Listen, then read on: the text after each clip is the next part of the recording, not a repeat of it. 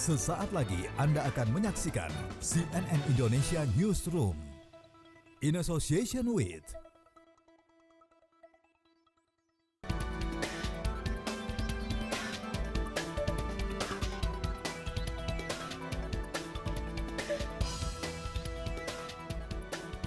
Ada sejumlah persoalan dalam pelaksanaan ibadah haji 2025, terutama saat jamaah bergerak dari Musdalifah menuju Mina untuk lempar jumroh pada 10 Zulhijjah. Ribuan jemaah dilaporkan terpaksa berjalan kaki akibat kemacetan parah dan minimnya armada transportasi yang mengangkut mereka. Setibanya di Mina, banyak dari mereka juga tidak mendapatkan tenda untuk istirahat. Kami akan memperbaharui kondisi terkini jamaah haji langsung dari Makkah nanti. Saya Syazawi Sasro, Anda menyaksikan CNN Indonesia Newsroom dan berikut 3 topik utama kami hari ini. Lebih dari 1.300 korban kebakaran di Penjaringan, Jakarta Utara terpaksa bertahan hidup di tenda pengungsian. Warga korban kebakaran masih membutuhkan bantuan berupa popok, susu, dan makanan bayi. Panitia Hewan Kurban Masjid Istiqlal menyembelih 136 hewan kurban, diantaranya sapi milik Presiden Prabowo dan Wapres Gibran. Daging kurban tidak dibagikan dengan kupon, melainkan ke pihak penyalur yang sudah bekerja sama dengan masjid. Libur panjang Idul Adha 2025, kawasan Pantai Sanur dan Pasar tetap menjadi primadona wisatawan lokal. Akses yang mudah dan gratis membuat objek wisata pantai di kawasan kota Denpasar ini tidak pernah sepi pengunjung.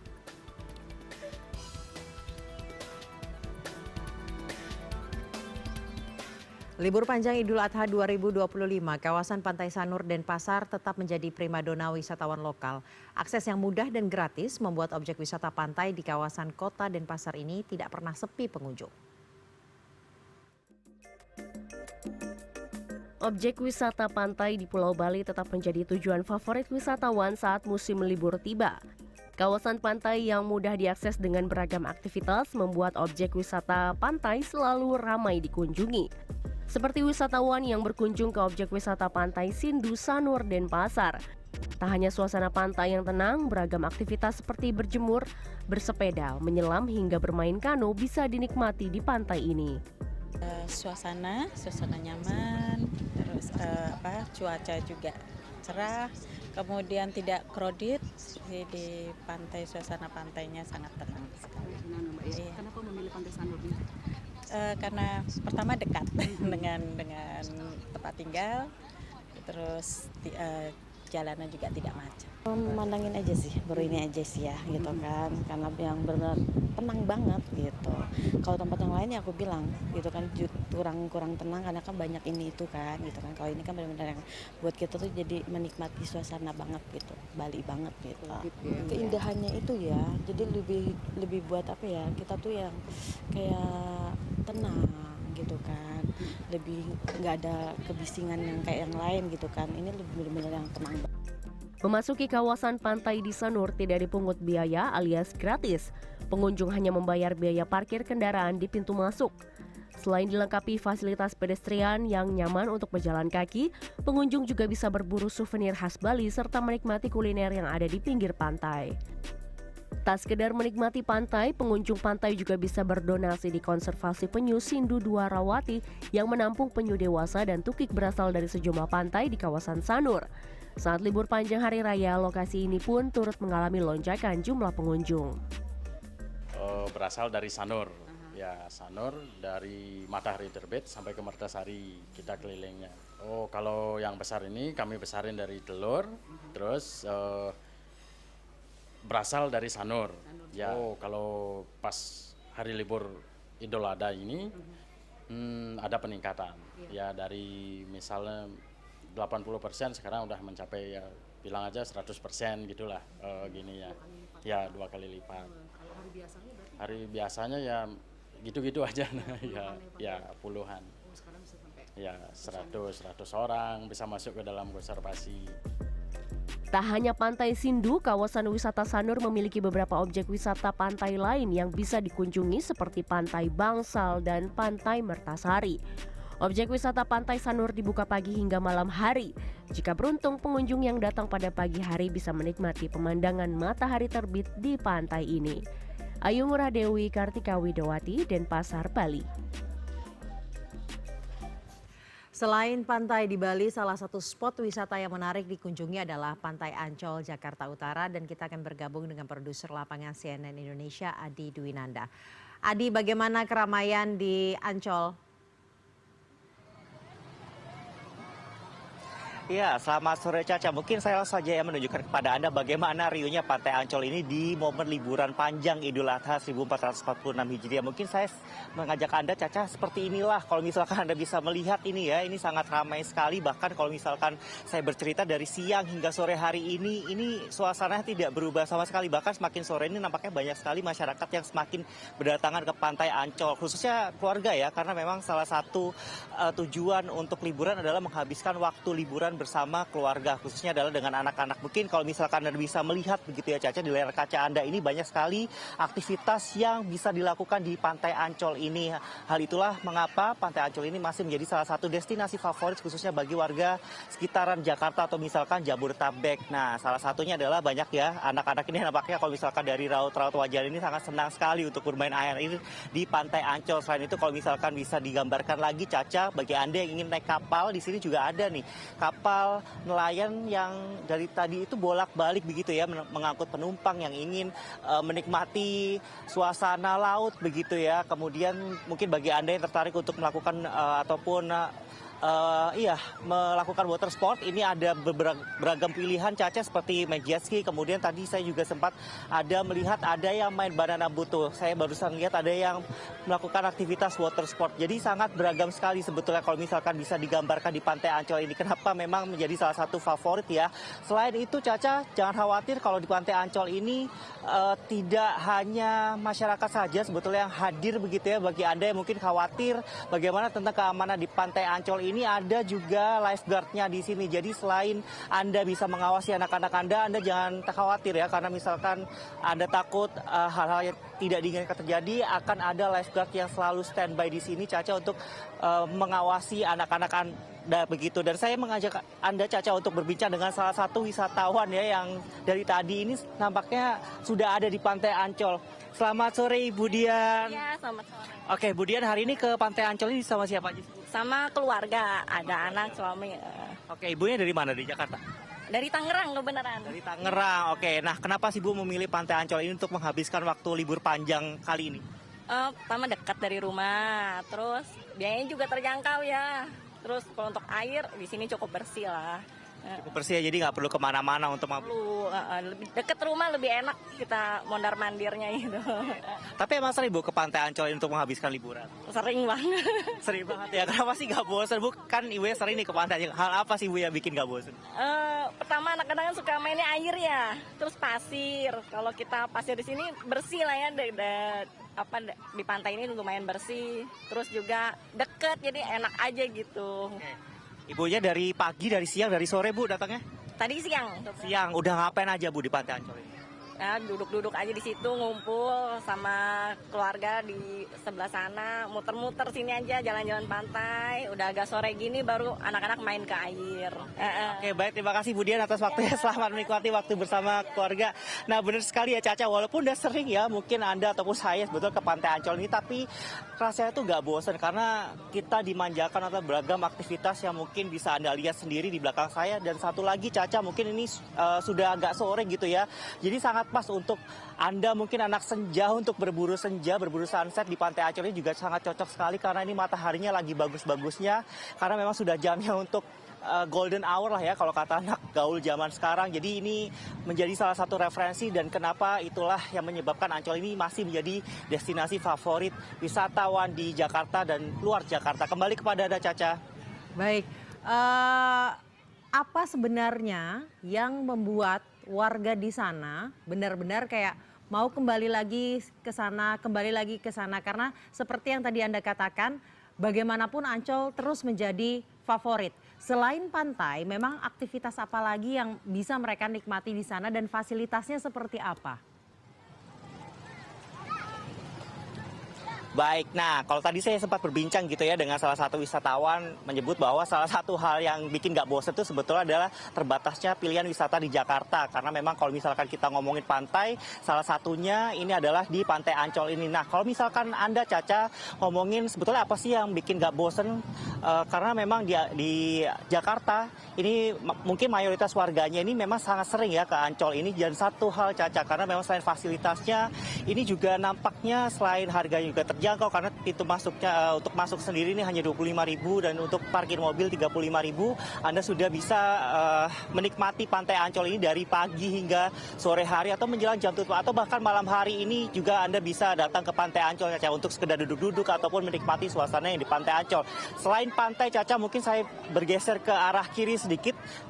Di sini Anda juga bisa berburu kuliner ringan begitu ya kalau saya bilang, karena pasti orang-orang ataupun anak-anak yang selesai berenang ataupun bermain air itu capek ya, dan mereka bingung kadang kalau misalkan masuk ke tempat wisata bingung mau makan di mana nih, dan biasanya makan di tempat wisata itu cukup mahal harganya. Nah, saya tadi sempat berkeliling di sekitar Pantai Ancol ini, saya menemukan beberapa banyak justru ya tenan-tenan yang menyediakan kuliner-kuliner ringan hingga berat, mulai dari cemilan, air minum, kemudian juga ada mie instan seperti itu, dan harga juga cukup terjangkau untuk di tempat wisata sendiri. Kalau misalkan Anda ingin kuliner-kuliner yang estetik juga di sepanjang Pantai Ancol ini sebetulnya banyak sekali tempat-tempat restoran yang estetik pinggir laut ya. Jadi hal itulah yang kemudian kenapa masyarakat ini mungkin tidak bosan untuk terus datang ke Pantai Ancol. Kembali ke Anda, Caca.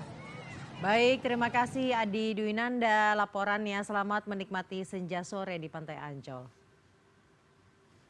Kawasan Blok M kian meriah karena Pemprov Jakarta menyulap lorong penghubung terminal Blok M menjadi Blok M Hub. Blok M Hub mengintegrasikan fasilitas transportasi, pedestrian, taman kota, kuliner, serta fasilitas yang mendukung mobilitas masyarakat. Blok M emang gak pernah bisa diem. Belum habis mengeksplorasi ragam kuliner yang viral dan sibuk diantri setiap hari, kini ada satu spot lain yang telah disulap menjadi ruang publik yang estetik. Blok M Hub, sebuah lorong akses terminal Blok M yang baru saja direvitalisasi oleh PT MRT Jakarta. Ya, estetik, karena sudah dicat warna cerah dengan mozaik yang menggambarkan ragam budaya tradisi Betawi dan Jakarta. Lorong juga dibersihkan dan diberi pencahayaan yang terang. Tak salah jika banyak pengunjung yang penasaran mampir lalu langsung berfoto-foto di puncak lorong dari berbagai angle. Udah lama banget. Kalau saya sih 2015 ya. Terakhir ke sini. Oke. Saya 2000 sebelum Covid. Sebelum Covid. Oke. Berarti ngeliat transformasinya sekarang kayak gini gimana, Bu? Belum kita jalan-jalan baru sampai. Belum lihat sekitaran sini aja. Kemarin ngeliat di TikTok kan ada yang ini, makanya penasaran mau lihat yang ini dulu. Oh gitu. Ini duluan yang didatengin ya? Baru ntar mulai nyari-nyari lagi. Dari Pondacang naik sampai mati ke Blok M gitu. Ayo udah lama soalnya pernah ke Blok M gitu. Oke. Jadi Blok M bingung juga. Kenapa bingung, Pak? Soalnya kayaknya jauh sama yang dulu. Oh gitu, jauh ya sampai yang dulu. Berarti ini terakhir saya 2007 lah terakhir ke sini. Udah hampir 20 tahun lah. Oke, 20 tahun baru kali ini kesini lagi ya Pak ya? Oke, apa yang Bapak lihat perbedaannya Pak?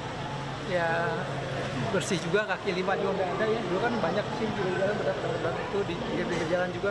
Sekarang kayaknya udah ketata sih, udah bagus. Blok M Hub mudah diakses karena sudah ada infrastruktur pendukung seperti stasiun MRT Blok M BCA, bus Transjakarta di Terminal Blok M, maupun angkutan kota Mikrotrans Jaklingko. Blok M Hub dibangun sebagai bagian dari pengembangan kawasan berorientasi transit. Tampak sudah ada beberapa tenan kuliner yang bisa dinikmati oleh pengunjung di lorong busway ini. Inilah lorong busway Mall Blok M yang menghubungkan pejalan kaki ke terminal Blok M yang sudah lama tidak terawat dan juga terbengkalai. Kedepannya setelah revitalisasi ini, Pemprov DKI Jakarta bersama PT MRT Jakarta akan melakukan revitalisasi ultimate yang akan menyulap kawasan terminal dan Mall Blok M ini menjadi jauh lebih modern. Selain mengembangkan area produktif, revitalisasi juga memberi nilai investasi serta ekonomi yang lebih tinggi, serta menyediakan ruang publik yang nyaman dan inspiratif bagi masyarakat, seperti Taman Literasi Marta Tiahahu. Desi Aritonang, Nabil Haris, Jakarta. Keindahan telaga dan kawah gunung Gamkonora di Kabupaten Halmahera Barat, Maluku Utara mampu menghipnotis ratusan pendaki setiap tahunnya. Wisata gunung lainnya yang tidak kalah indah adalah kawah gunung Papandayan di Garut, Jawa Barat. Di sini pengunjung bisa berenang air hangat dan bermain di Taman Bunga Edelweiss.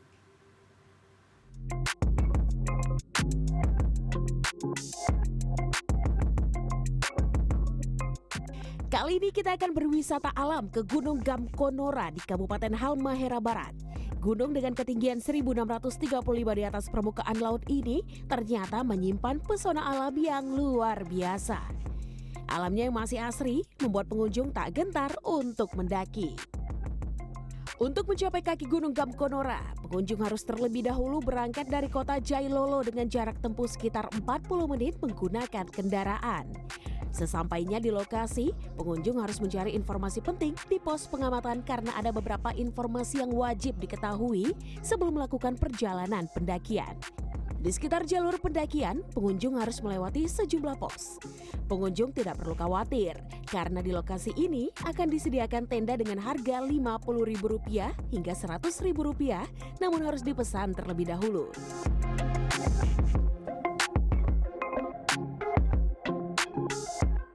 Keesokan harinya, pengunjung akan diantar oleh pemandu wisata langsung menuju lokasi kawasan telaga. Sekali, ternyata gunungnya cantik, Pol. Mantap. Luar biasa. Ya. Di sini lihat apa aja nih? Tadi naik sampai ke top Gamkonora, terus balik, terus ke sini lihat danau. Setiap pengunjung hanya perlu membayar uang registrasi kepada pengelola setempat sebesar Rp25.000 per orang. Dari berbagai sudut di atas puncak Gunung Gamkonora, wisatawan dilarang mendekati kawah kedua.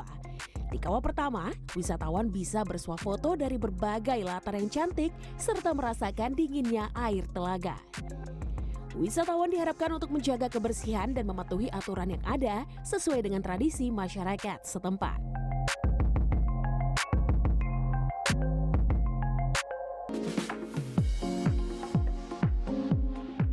Kita bergeser ke Jawa Barat. Ini dia wisata alam kawah gunung Papandayan di Kecamatan Cisurupan, Garut, Jawa Barat. Objek wisata ini masih menjadi primadona bagi wisatawan. Di tempat ini pengunjung bisa menikmati suasana alam khas pegunungan. Tak ketinggalan terdapat pula Taman Bunga Edelweiss yang menawan. Pengunjung bisa mengabadikan momen dengan berfoto. Latarnya juga eksotik, yakni kawah gunung Papandayan. Pengunjung juga bisa menikmati hamparan batu dan tanah sisa letusan. Alhamdulillah sangat indah, sekalian kita juga mentadaburi alam gitu. Bersyukur atas nikmatnya yang telah diberikan. Tak hanya itu, pengunjung juga bisa menikmati kolam renang air panas alami bercampur belerang. Untuk bisa menikmati keindahan alam di kawah gunung Papandayan ini, pengunjung cukup membayar tiket masuk sebesar Rp40.000 per orang. Tim Liputan CNN Indonesia. Selain lokasi wisata, masyarakat banyak menghabiskan momen libur panjang di pusat perbelanjaan yang lengkap dengan arena permainan seru. Salah satunya adalah Trans Studio Mall Cibubur. Kita akan bergabung dengan produser lapangan CNN Indonesia, Laurencia Gata. Lauren, bagaimana antusiasme para pengunjung di sana? Mereka bisa belanja apa saja dan mereka bisa main apa saja di sana? Ya, selamat sore Syada. Saat ini saya berada di Trans Studio Theme Park Cibubur, di mana ini ada banyak sekali wahana ya. Mungkin ini saya sambil menunjukkan kepada Syada dan juga penonton di rumah. Ini ada beberapa wahana yang memang kids friendly atau wahana untuk anak-anak. Ada wahana edukasi juga. Tadi saya sempat lihat ada wahana seperti lab science seperti itu ya, Syada ya. Dan juga tentunya jangan khawatir bagi yang mau libur bersama rekan-rekan, di sini juga ada wahana bagi adrenalin junkie nih, seperti yang berada di sebelah kiri saya. Ini bisa dilihat di belakang ini ada roller coaster yang konsepnya mungkin bisa dibilang semi outdoor ya, karena roller coaster ini nantinya bisa dari dalam, kita masuk dari dalam lalu nanti akan berputar di luar dari gedung Trans Studio Mall Cibubur ini. Dan saya dapat kami infokan juga bahwa hari ini atau mulai dari tanggal 6 Juni hingga tanggal 9 Juni 2025 ini ada promo Idul Adha.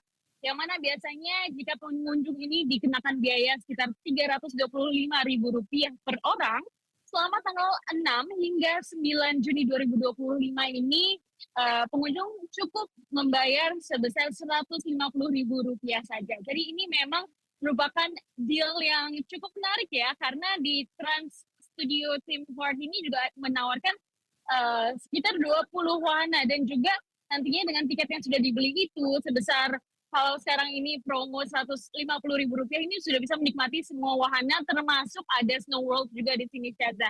Dan ini jika dilihat tadi juga sempat ada pertunjukan, ada parade, ada pun interaktif show yang dilakukan oleh pertunjukan yang ada di kru pertunjukan yang ada di Trans Studio Theme Park ini. Jadi memang ada macam-macam sekali, dan dapat kami sampaikan bahwa Trans Studio Theme Park ini buka mulai pukul 11 pagi hingga 6 sore. Dan jika dilihat di belakang saya saat ini memang sudah cukup sepi, karena ini memang sisa-sisa dari pengunjung yang datang pada hari ini. Jika tadi siang dapat kami sampaikan bahwa ini cukup padat ya, di mana memang banyak sekali masyarakat atau pengunjung yang datang membawa keluarga bersama teman-teman kantornya, bahkan yang memang sengaja datang ke sini untuk bisa berlibur. Dan juga tidak perlu khawatir karena tentunya di sini ada booth makanan dan juga minuman. Jadi ini sudah seperti all in one seperti itu ya, Caza ya. Jadi tidak perlu keluar dari area theme park ini, tetapi bisa langsung bermain, menonton pertunjukan, dan juga tentu untuk makan dan juga minum. Kembali ke Anda, Syazah. Baik, terima kasih Laurencia, laporannya langsung dari Trans Studio Mall Cibubur. Lebih dari 1.300 korban kebakaran di Penjaringan Jakarta Utara terpaksa bertahan hidup di tenda pengungsian. Selengkapnya usai jeda, tetaplah bersama kami di Newsroom.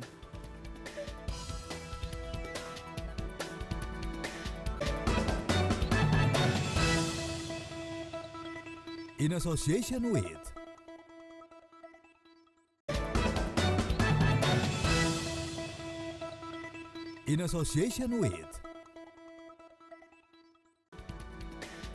Presiden ke-7 Republik Indonesia Joko Widodo mengatakan kesehatannya baik-baik saja meskipun sempat mengalami alergi sepulang dari melayat di Vatikan. Bahkan ia masih bisa melaksanakan sholat Idul Adha.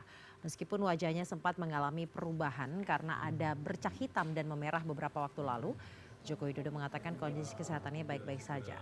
Ia mengaku hanya alergi, namun masih bisa beraktivitas seperti biasa. Jokowi membantah menjalani perawatan sampai ke rumah sakit di luar negeri lantaran alerginya. Sebelumnya Jokowi tidak hadir dalam peringatan Hari Lahir Pancasila di Gedung Pancasila Jakarta 2 Juni yang lalu. Saat itu acara di hari Presiden Prabowo, Wapres Gibran Rakabuming Raka dan Ketua Dewan Pengarah BPIP Megawati Soekarno Putri hadir. Waktu ke Vatikan kemarin. Tapi ini kondisinya gimana sekarang? Penyembuhan sekarang sebenarnya seperti ini. Masih beraktivitas seperti biasa ya Pak? Biasa saja, nggak kemana-mana. Badan masih fit berarti ya Pak? Gimana? Badan masih fit nih? Nggak ada masalah. Alergi biasa. Lebih dari 1.300 korban kebakaran di Penjaringan Jakarta Utara terpaksa bertahan hidup di tenda pengungsian. Warga korban kebakaran masih membutuhkan bantuan berupa popok, susu, dan makanan bayi.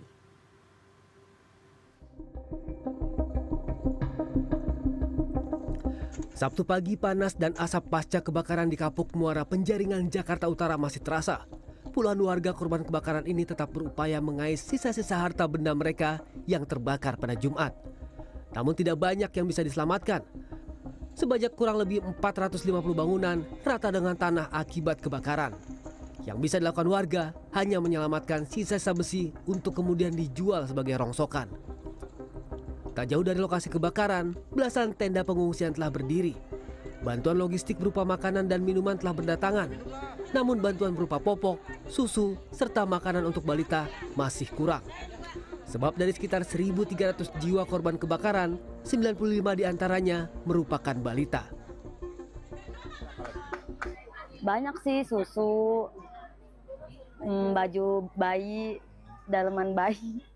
Semuanya lah, soalnya kebakar semua, nggak ada yang tersisa.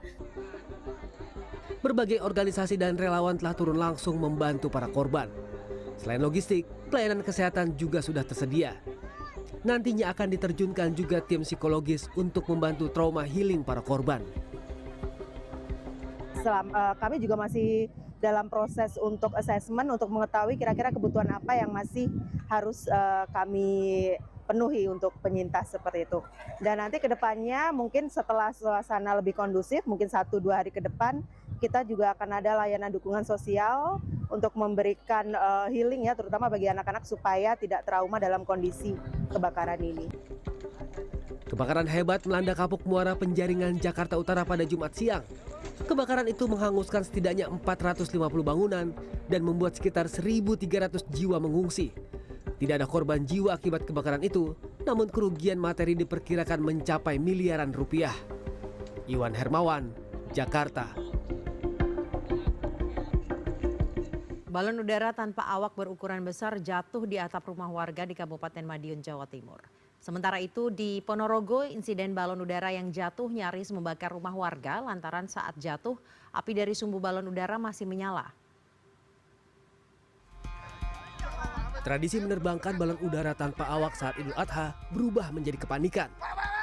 Sebuah balon udara liar berukuran 20 meter jatuh dan menimpa rumah milik Suratun, warga desa Sidorejo, Kecamatan Kebonsari, Kabupaten Madiun pada Jumat pagi. Beruntung saat jatuh, api yang digunakan untuk memanaskan udara dalam balon padam sehingga tidak memicu kebakaran. Meski demikian, rumah perempuan berusia 68 tahun ini mengalami kerusakan pada bagian atap akibat tertimpa balon udara. Selain itu, banyak genting rumah Suratun hancur karena puluhan orang naik ke atap rumah untuk mengejar balon udara. Hingga kini asal balon udara tanpa awak tersebut masih belum diketahui. Kaget, orang banyak, saya orang tua loh. Ada suara-suara apa gitu? Ya suara cuma orang banyak itu, nggak ada berledakan, nggak ada apa-apa. Terus ada kerusakan nggak Bu? Ada genteng. Gentengnya kenapa? Banyak. Ada pecah-pecah. Di Ponorogo, Jawa Timur, balon udara liar yang berdiameter sekitar 2 meter jatuh di teras rumah Fahrudin, warga Kelurahan Tonatan, Sabtu pagi. Saat jatuh, api sumbu balon udara bahkan masih menyala. Warga yang mengetahui peristiwa ini langsung memadamkan api sebelum membesar dan membakar rumah warga. Tak hanya itu, warga juga menemukan sejumlah petasan dari balon masih tergantung dan belum menyala. Ini kan bersihkan sayur, terus Pak Le ini kan lari-lari kejar apa itu kan. Jadi aku ikut-ikut madamkan apinya itu. Polisi yang mendapat laporan langsung mendatangi lokasi dan mengamankan balon udara. Polisi masih melakukan penyelidikan dan mencari pelaku penerbangan balon udara dengan petasan di dalamnya. Tim Liputan, CNN Indonesia. Ada beragam tradisi unik di berbagai daerah untuk memeriahkan Hari Raya Idul Adha. Ribuan santri dari 24 provinsi mengikuti kegiatan bakar sate terpanjang di salah satu pondok pesantren di Sukabumi, Jawa Barat. Sementara itu di Maluku Tengah, tradisi hadrat diikuti ratusan warga khususnya pria yang mengenakan jas dan kopiah hitam.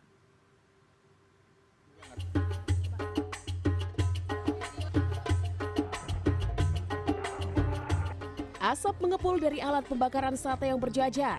Ratusan santri tak henti mengipas sate yang siap disantap. Inilah kegiatan di Pondok Pesantren Zikir Al-Fat di Gunung Puyuh, Kota Sukabumi, Jawa Barat. Mereka rutin menggelar festival bakar sate saat perayaan Idul Adha. Sekitar 2.000 tusuk sate disiapkan oleh para santri yang berasal dari seluruh penjuru Nusantara. Sate tersebut dijajarkan dalam satu garis panjang yang membentang hingga 100 meter. Setelah selesai dibakar, ribuan tusuk sate itu langsung dinikmati bersama oleh para santri dan warga sekitar. Kegiatan ini sih sangat seru ya, soalnya tiap tahun itu selalu ada dan merasa kekeluargaannya itu ada gitu. Apalagi kan di sini ada anak SD, SMP, SLTA, sama santri dari berbagai pulau, dari provinsi manapun ada gitu. Jadi sangat kebersamaannya tuh terasa banget gitu. Hari ini mereka dikenyangkan makan daging dan juga kemudian sekeliling warga kita. Sehingga kemudian diramaikan begini, syiar. Syiar itu menunjukkan bahwa ajaran Islam itu ada sangat baik. Ajaran Islam itu luar biasa. Bagaimana ajaran Islam menolong, membantu orang-orang yang tidak mampu. Festival sate terpanjang di pondok pesantren ini juga menjadi ajang mempererat kebersamaan antar santri.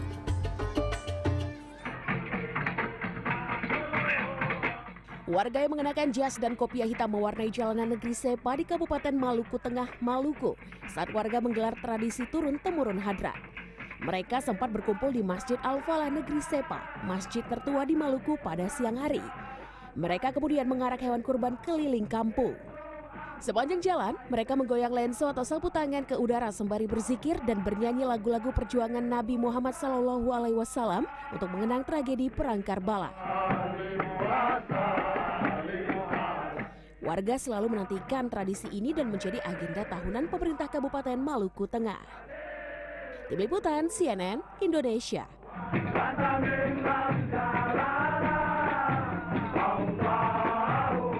Setelah masalah keterlambatan bus dari Mekah ke Arafah, ratusan jemaah berjalan kaki menuju Mina karena ketidakjelasan transportasi dari Musdalifah ke Arafah. Selengkapnya usai jeda, tetaplah bersama kami di Newsroom.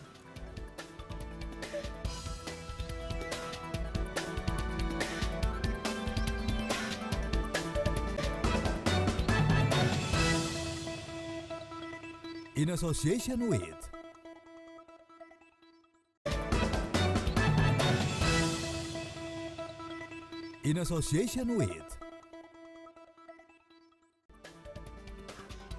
Setelah masalah keterlambatan bus dari Mekah ke Arafah yang terjadi pada 5 Juni, kini masalah berlanjut ke transportasi dari Musdalifah ke Mina. Ratusan orang akhirnya memutuskan untuk berjalan kaki sejauh lebih dari 7 km karena ketidakjelasan transportasi.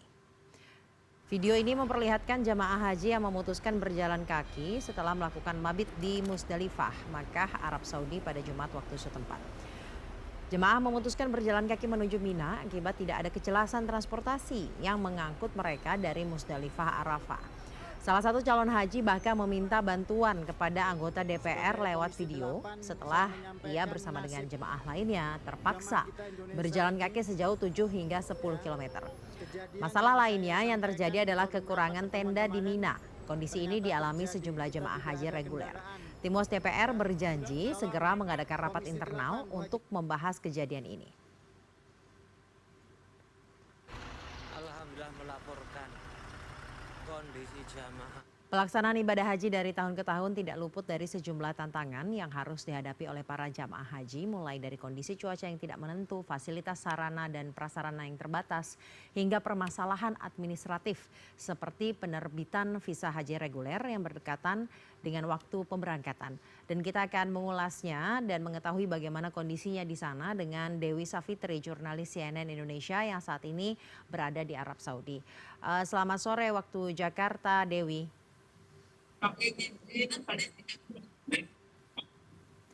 Baik Dewi, saat ini Anda berada di mana?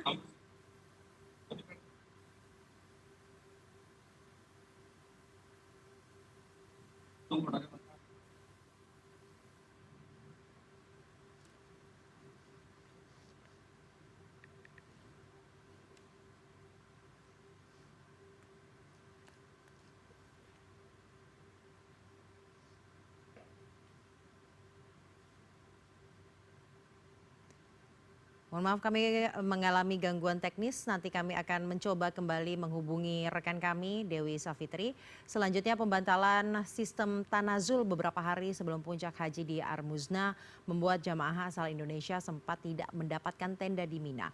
Jumat malam waktu setempat, Menteri Agama memastikan semua jemaah sudah mendapatkan tenda di Mina.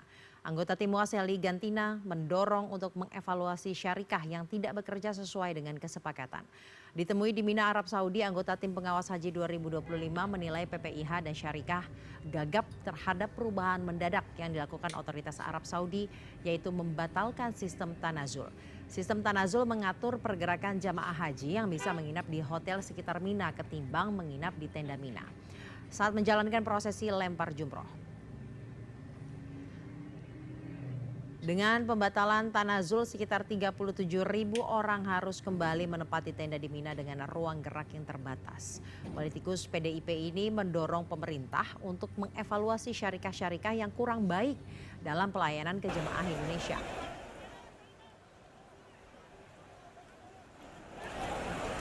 Terlalu banyak. Saya mengakui bahwa project atau pilot project 8 syarikah ini berawal kita menginginkan agar pelayanan para jamaah bisa lebih maksimal. Tetapi kan ternyata setelah kita terapkan, plus minusnya kita ketahui banyak yang tidak sesuai dengan yang kita harapkan.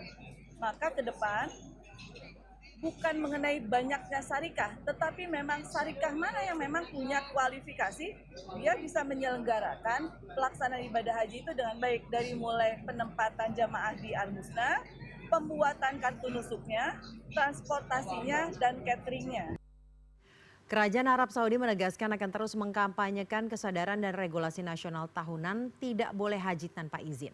Mereka mengatakan hal itu dilakukan untuk memastikan ziarah jemaah sukses, aman, dan terjamin. Berdasarkan pernyataan resmi Saudi pada hari Jumat, seruan dan kampanye itu menjadi bukti dedikasi kepemimpinan Saudi untuk menyediakan layanan yang komprehensif, keamanan, kenyamanan, dan kepastian mencegah kekacauan serta pelanggaran yang secara historis mengganggu kelancaran haji. Tidak boleh haji tanpa izin atau no hajj without permit bersinggungan langsung dengan banyak masalah, seperti jemaah haji tidak sah, kemacetan jalan, hingga kondisi sulit yang dihadapi jemaah akibat kecurangan. Beberapa hal dilakukan kerajaan Saudi untuk menjalankan seruan itu pada Haji 1446 Hijriah. Salah satunya adalah peningkatan pos pemeriksaan keamanan di titik masuk ke Mekah dan tempat-tempat suci. Begitu pula dengan penggunaan teknologi pemantauan canggih dan penegakan hukum segera atas pelanggaran.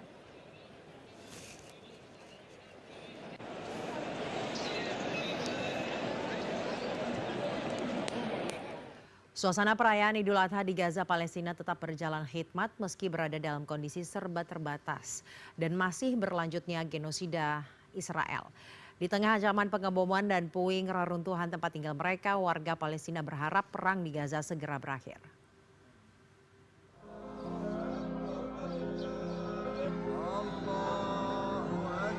Di tengah genosida Israel terhadap warga Palestina di Gaza yang masih berlanjut, warga di Khan Yunis tetap khusyuk melaksanakan sholat Idul Adha pada Jumat waktu setempat. Mereka sholat di antara reruntuhan bangunan yang hancur akibat digempur militer Israel dan dalam kepedihan kehilangan orang terkasih yang meninggal dunia akibat kekejaman serangan militer Israel. Seorang warga mengatakan, meski pengeboman masih berlangsung, warga di Gaza tetap ingin merayakan Idul Adha seperti biasanya. نعيد بأشلاء أطفالنا وأشلاء أبائنا وأمهاتنا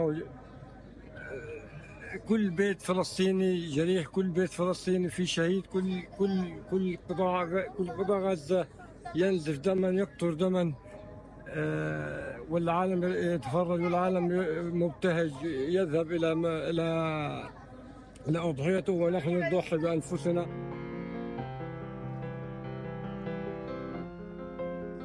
Sementara itu, sebagian warga Palestina memanfaatkan hari pertama Idul Adha untuk melakukan ziarah ke makam keluarga dan kerabat mereka. Salah satu warga mengungkapkan penderitaan selama menghadapi genosida Israel di Gaza. 2 tahun berturut-turut, ia tidak bisa merayakan Idul Adha sebagaimana mestinya. Pengeboman, kematian, dan kelaparan membayangi perayaan hari raya warga selama 2 tahun terakhir.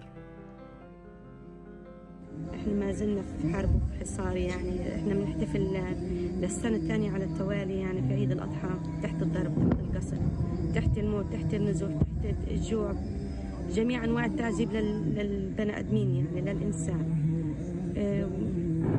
بنقول يعني ان شاء الله تقف الحرب لانه احنا في عيد، يعني في اول يوم من عيد الاضحى المبارك. Seperti diketahui, sampai saat ini militer Israel masih mengintensifkan serangan keji di Gaza sejak gencatan senjata runtuh pada Maret lalu. Sejauh ini dilaporkan lebih dari 54.000 warga Palestina tewas akibat genosida Israel. Bangunan di jalur Gaza pun rata dengan tanah akibat pengeboman tiada henti dari Israel.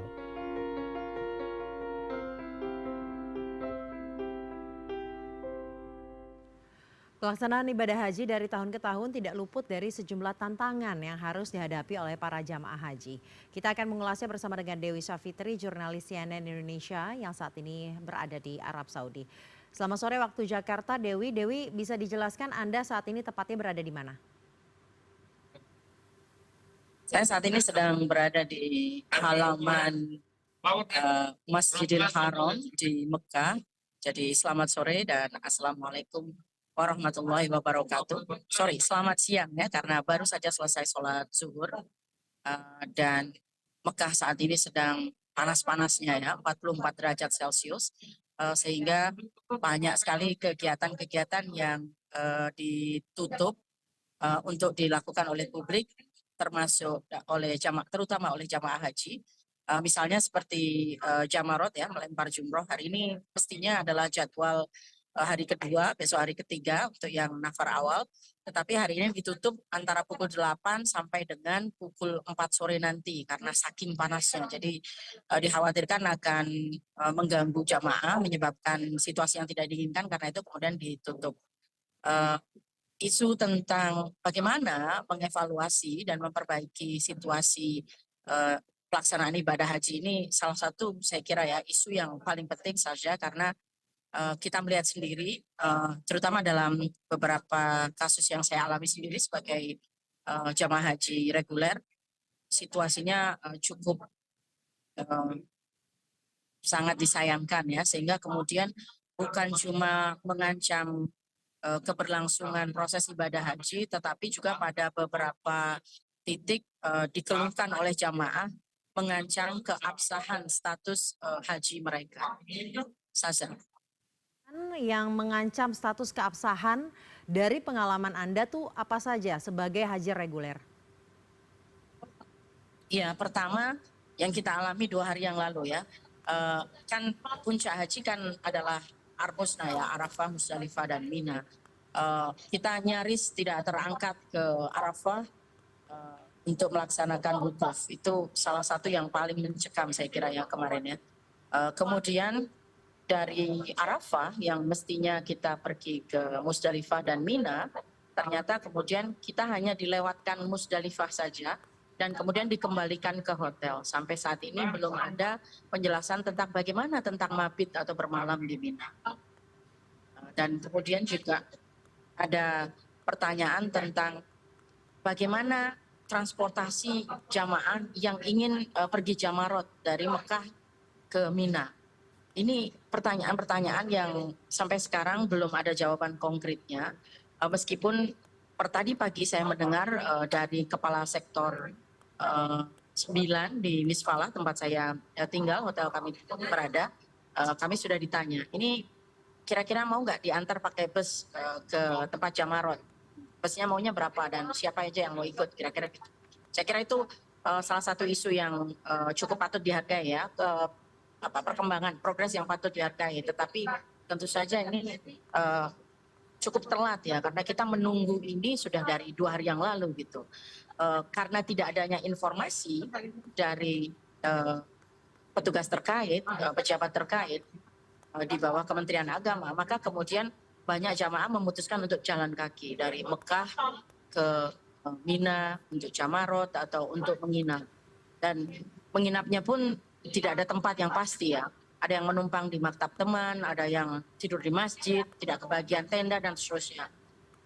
Jadi ini poin-poin yang kemudian cukup meresahkan ya. Jadi kalau tidak menginap di Mina, apakah status hajinya sah? Kalau tidak difasilitasi dengan Jamarot, bagaimana melaksanakan Jamarot 3 kali? Dan seterusnya. Jadi Saza, ini poin-poin yang saya kira sangat penting menjadi bahan evaluasi Kementerian Agama dan pemerintah untuk haji tahun depan. Baik, kita akan detailkan satu persatu. Dewi, tadi Anda mengatakan pada awalnya hampir tidak diberangkatkan ke Arafah. Bagaimana kejadiannya, peristiwanya seperti pada saat itu?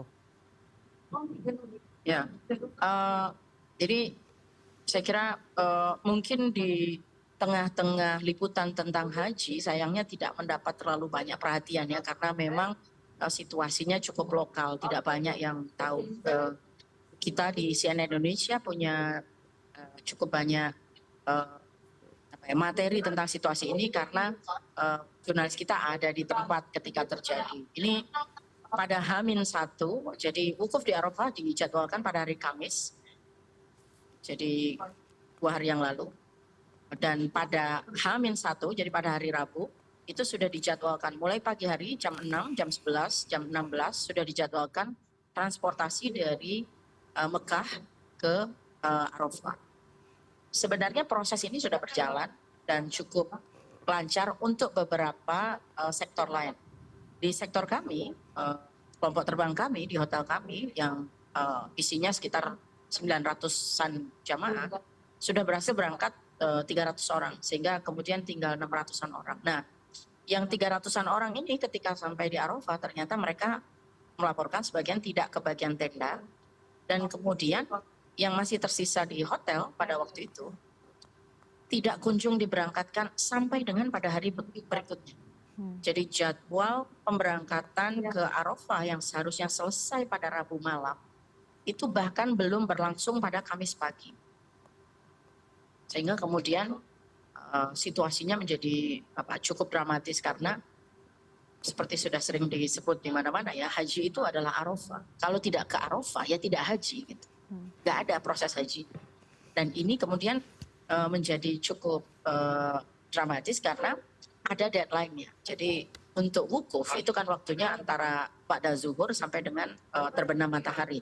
Kalau kita tidak sampai di sana sebelum zuhur, maka proses haji kita terancam, proses wukuf kita terancam. Nah, dengan segala cara, kemudian Kementerian Haji dan Umroh Arab Saudi turun tangan dan kemudian kita berhasil diberangkatkan dengan bus. Antara pukul 9 sampai dengan pukul 10 waktu Arab Saudi pada hari Kamis, akhirnya jamaah termasuk rombongan hotel kami itu berhasil masuk ke Arafah dan kita berhasil menjalankan wukuf. Nah, problemnya kemudian setelah itu, setelah wukuf ternyata kita tidak dibawa ke Musdalifah dan kemudian Mina seperti rangkaian haji yang biasa, ternyata kemudian kita justru dipulangkan kembali ke hotel di Mekah. Inilah yang kemudian saya ceritakan di bagian awal tadi saja. Baik, setelah melakukan wukuf tidak dibawa ke Mina, ke Musdalifah dan Mina, memang ada rangkaian haji murur yang hanya memutarkan Musdalifah kemudian tetap mabit di Mina. Bahkan Anda mabit di Mina pun tidak ya? Tidak ada mabit di Mina ya, betul. Penjelasannya seperti apa? Karena mabit di Mina menjadi salah satu rangkaian ibadah haji. Ya, sepanjang kami mengikuti manasik ya, kita kan ikut sebelum berangkat haji kita manasik berbulan-bulan dengan kelompok bimbingan ibadah haji ya. Saya kira apakah jamaah ikut KBIH atau jamaah mandiri semuanya selalu dapat pengetahuan manasik bahwa murur memang ada. Murur ini artinya melintas ya. Jadi untuk jamaah dengan kategori tertentu mereka tidak usah turun di Musdalifah tapi cukup dilewatkan saja gitu ya. Nah, dilewatkan saja itu ada alasannya, ada alasan yang kita sebut sebagai alasan syar'i ya, yang alasan yang bisa dibenarkan secara syariat. Kelompok lansia, kelompok berisiko tinggi karena penyakit dan seterusnya, dan kemudian kelompok lain adalah kelompok disabilitas. Nah, karena pertimbangan-pertimbangan itu maka yang jamaah yang bersangkutan dia bisa dimururkan. Nah, dalam kasus hari Kamis lalu itu kami semua dimururkan. Ada keputusan untuk memururkan jamaah. Padahal kami tidak punya uzur syar'i, apakah kelompok risiko tinggi, apakah sakit, dan seterusnya. Nah, itu menjadi pertanyaan yang sangat besar. Sayangnya pertanyaan ini tidak kunjung bisa dijawab dengan memuaskan. Ya, kenapa? Yang kami dengar ini adalah keputusan dari Kementerian Haji dan PPIH ya, tugas Haji Indonesia di Arab Saudi menerima penjelasan itu. Dan sebenarnya yang ditunggu setelah itu adalah oke, kalau kita dipaksa untuk murur, apa langkah berikutnya sehingga kita tetap bisa menyelamatkan ibadah haji kita. Itu yang sampai sekarang tidak kunjung jelas, Sasha. Baik, bahkan bermalam di Mina saja tidak. Kemudian tadi Anda juga menjelaskan bahwa kepastian para calon jamaah haji di sana untuk diangkut secara proper menggunakan transportasi melakukan jamarat juga tidak jelas hingga saat ini.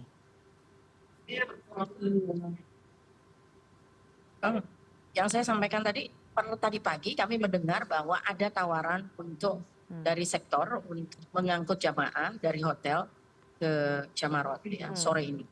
Tapi sekitar 40 menit lalu saya cek ulang, belum ada kepastian apakah itu akan berlangsung dan apakah berapa banyak armada yang akan dikeluarkan gitu ya, digerakkan itu karena memang ini tidak terlalu mudah mengukur ini. Kenapa? Karena sebagian besar jamaah itu sudah melakukan proses ini secara mandiri.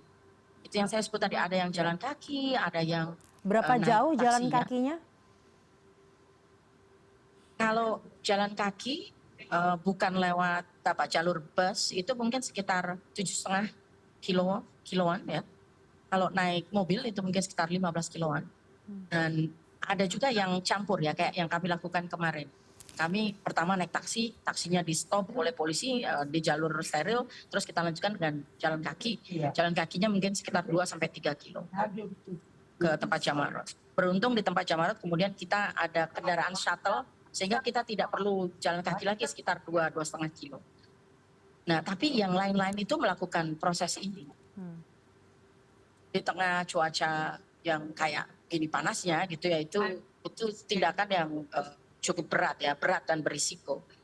Dan karena itu tentu saja sebagai jamaah pertanyaan kita adalah kenapa tidak ada inisiatif itu datang lebih awal? Kenapa tidak ada yang menanyakan pada kami atau mengecek ini gimana ini jamaah ini? Jamaratnya gimana? Harus diantar berapa kali? Harus dijemput berapa kali? Dan harus diapakan? Nah, proses ini gelap gitu ya. Kecuali pada bagian yang tadi itu saya sampaikan sudah ada pertanyaan. Apakah mau diantar gitu dan butuh berapa gitu. Nah, kita tunggu nih sore ini apakah benar akan terjadi proses transportasi itu.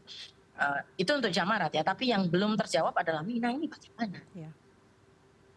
Belum ada informasi sama sekali tentang bagaimana mabit di Mina ya? Baik. Betul. Baik, semoga segera terus dilancarkan proses hajinya sehingga bisa pulang dengan sehat, selamat dan juga menjadi haji yang mabrur. Terima kasih Dewi Savitri, laporannya langsung dari Arab Saudi. Informasi terkini lainnya masih akan kami hadirkan usai jeda. Untuk itu tetaplah bersama kami di CNN Indonesia Newsroom.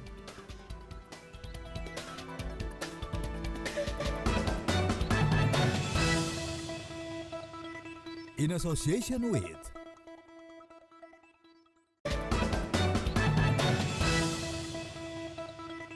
In association with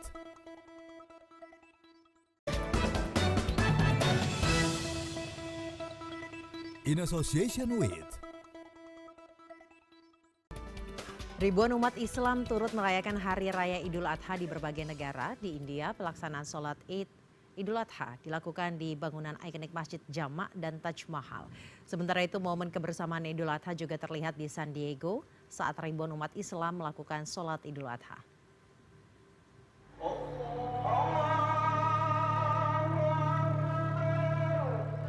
Momen perayaan Idul Adha terlihat di berbagai masjid di India. Salah satunya bangunan ikonik seperti Masjid Jama di New Delhi dan Taj Mahal di Agra. Ribuan umat muslim ini berkumpul untuk melaksanakan sholat Id Idul Adha pada Sabtu. ये कुर्बानी का त्यौहार है, मोहब्बत का त्यौहार है। सब लोग मिलजुल के मनाइए और सारे आलम इस्लाम और सारे देशवासियों को ईद उल अज़हा की बहुत-बहुत शुभकामनाएं, बहुत-बहुत। Idul Adha adalah salah satu dari dua perayaan agama Islam yang ditandai dengan pelaksanaan ibadah haji. Perayaan Hari Raya Idul Adha juga menjadi momentum melaksanakan ibadah kurban dengan menyembelih hewan.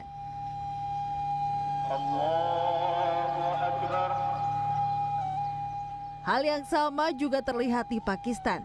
Ribuan umat muslim di negara ini berkumpul di masjid dan ruang terbuka untuk melakukan sholat Id Idul Adha pada Sabtu. Warga Karachi berkumpul di jalan untuk menyaksikan penyembelihan hewan kurban.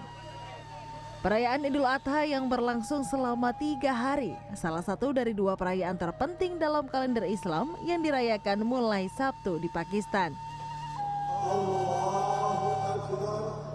Sementara di San Diego, bersamaan dengan ribuan umat muslim di berbagai negara juga turut melaksanakan sholat Idul Adha pada Jumat. Imam San Diego, Abdel Jalil Mesgouri, memimpin sholat Idul Adha dengan menyerukan perdamaian di Gaza. Beberapa jemaah mengatakan sulit untuk menikmati Idul Adha tahun ini karena dampak larangan perjalanan yang akan diberlakukan pemerintah Amerika Serikat terhadap keluarga muslim. Selanjutnya ke informasi lain, perseteruan antara Presiden Amerika Serikat dengan CEO Tesla sekaligus mantan pemimpin Departemen Efisiensi Pemerintah Elon Musk semakin memanas.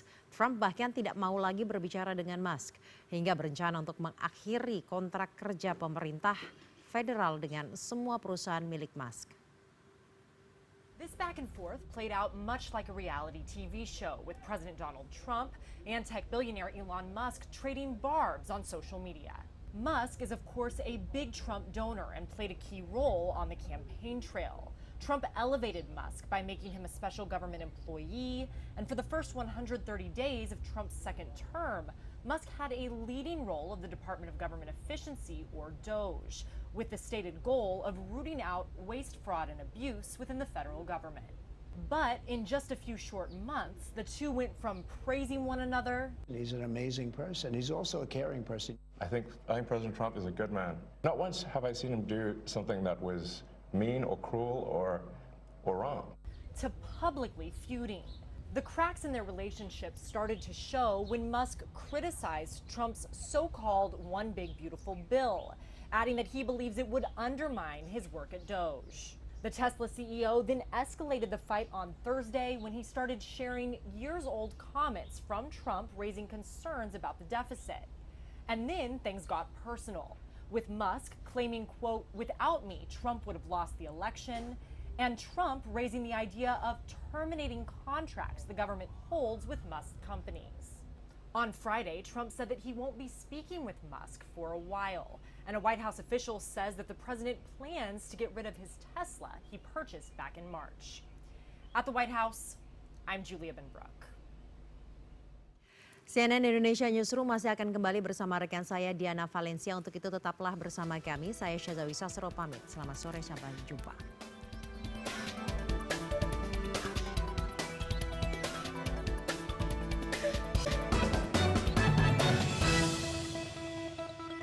In association with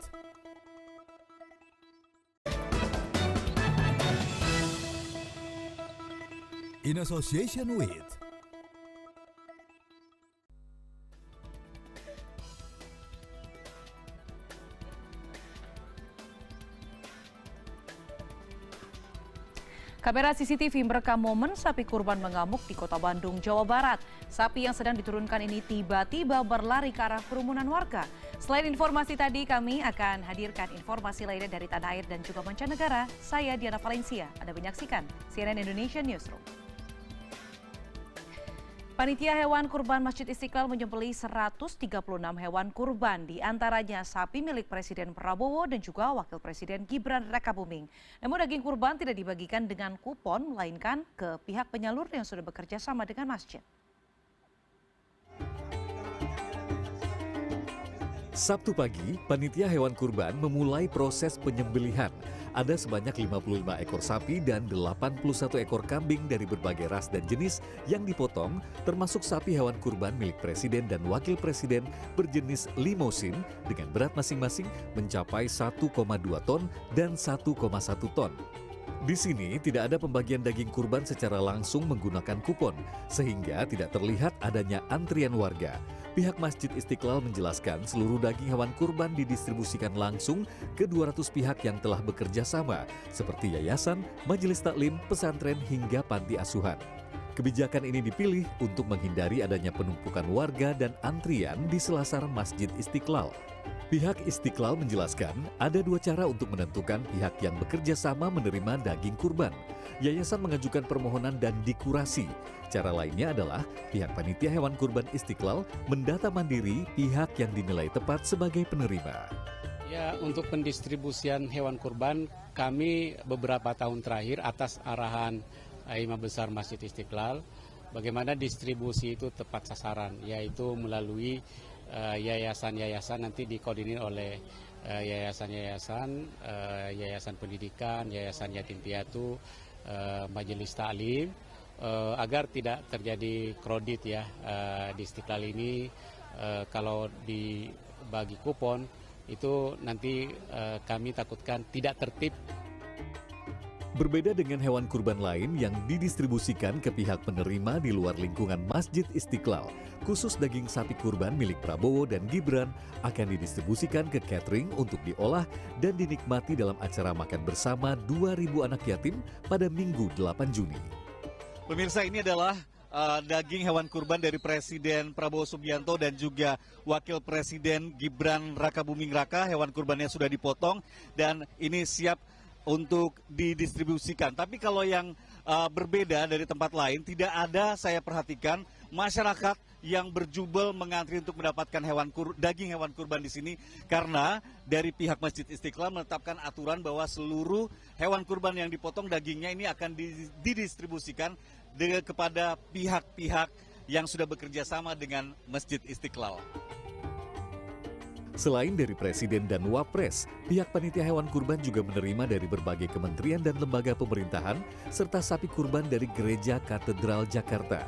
Pihak Istiqlal memastikan sapi yang disembelih telah teruji dan terbebas dari penyakit yang melibatkan dokter hewan. Ini salah satu hewan kurban yang ada di Masjid Istiqlal Jakarta milik dari Ketua MPR Ahmad Muzani, dan tingginya kalau dari posturnya kurang lebih 1,5 meter. Saya dapat informasi hewan kurban ini akan menjadi yang paling terakhir untuk alias disembeli. Karena apa informasinya? Sapi ini cukup agresif atau agak-agak masih sedikit mengamuk. Makanya dia paling terakhir nih Panitia Hewan Kurban Istiqlal memastikan proses pemotongan seluruh hewan kurban selesai pada Sabtu sore.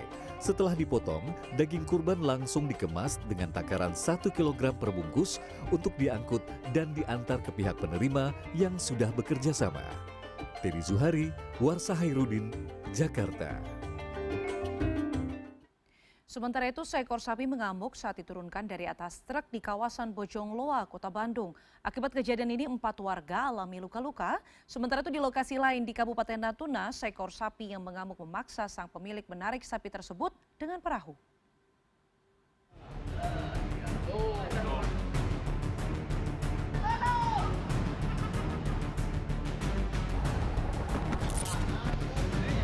Kamera CCTV merekam momen seekor sapi kurban mengamuk di kawasan Bojongloa Kaler, Kota Bandung, Jawa Barat, Jumat pagi. Dalam rekaman CCTV terlihat kerumunan warga termasuk anak-anak menyaksikan penurunan 4 ekor sapi kurban dari sebuah truk. Tanpa diduga, satu dari sapi yang telah diturunkan tiba-tiba berlari ke arah kerumunan hingga sempat menginjak sejumlah warga yang tidak dapat menghindar. Pelarian sapi tersebut akhirnya terhenti setelah hewan berbobot 500 kg tersebut terjebak di halaman rumah salah satu warga. Salah seorang panitia kurban, Febri, Jumat siang menduga sapi tersebut mengamuk setelah diduga stres akibat adanya kerumunan anak-anak di sekitar lokasi. Akibat peristiwa tersebut, sebanyak 4 warga mengalami luka dan 1 diantaranya harus dilarikan ke rumah sakit. Pengguna Jalan Raya Citra Raya, Kabupaten Tangerang, Banten dihebohkan dengan 2 ekor sapi yang lepas di tengah jalan pada Jumat sore. Kejadian bermula saat kedua sapi ini sedang diangkut menggunakan mobil pick-up dari arah Tiga Raksa menuju Cikupa, Tangerang. Namun, di tengah perjalanan ikatan tali terlepas. Akibat kejadian ini, warga sempat panik dan arus lalu lintas tersendat. Kedua sapi ini pun berhasil dievakuasi pemilik sapi yang dibantu oleh warga. Tidak ada korban akibat kejadian ini.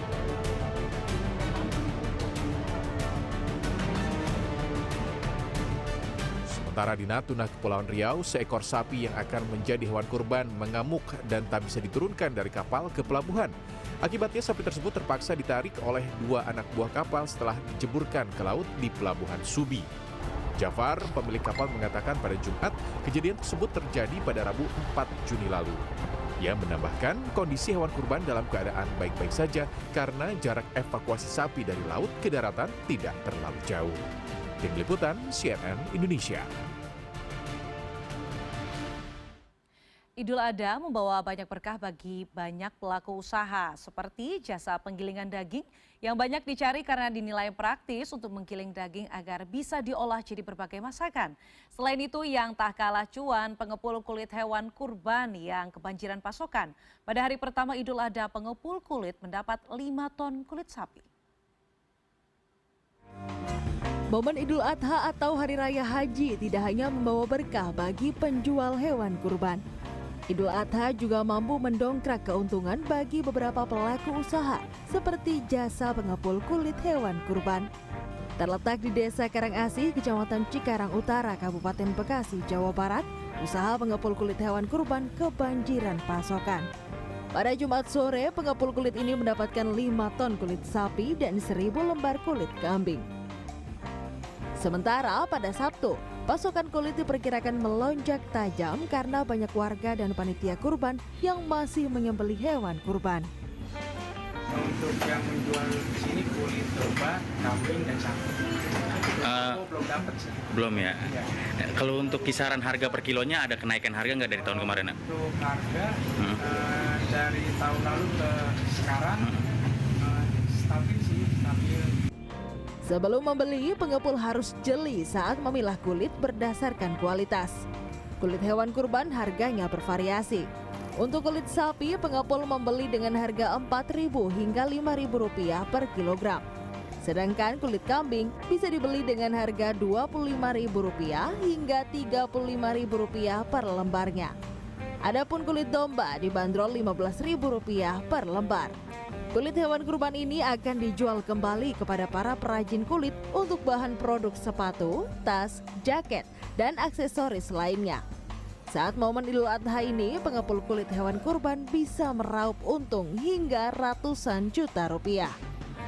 Per kilo, Bang? Kalau domba per lembar, kulit sapi. Kalau sapi per kilo. Kalau kulit domba berapa per lembar ya, Bang? 30.000 per lembar. Iya. Kalau untuk sapi? Sapi per kilo 4.000. Ini rencananya nanti buat apa sih, Bang? Untuk jaket, sepatu.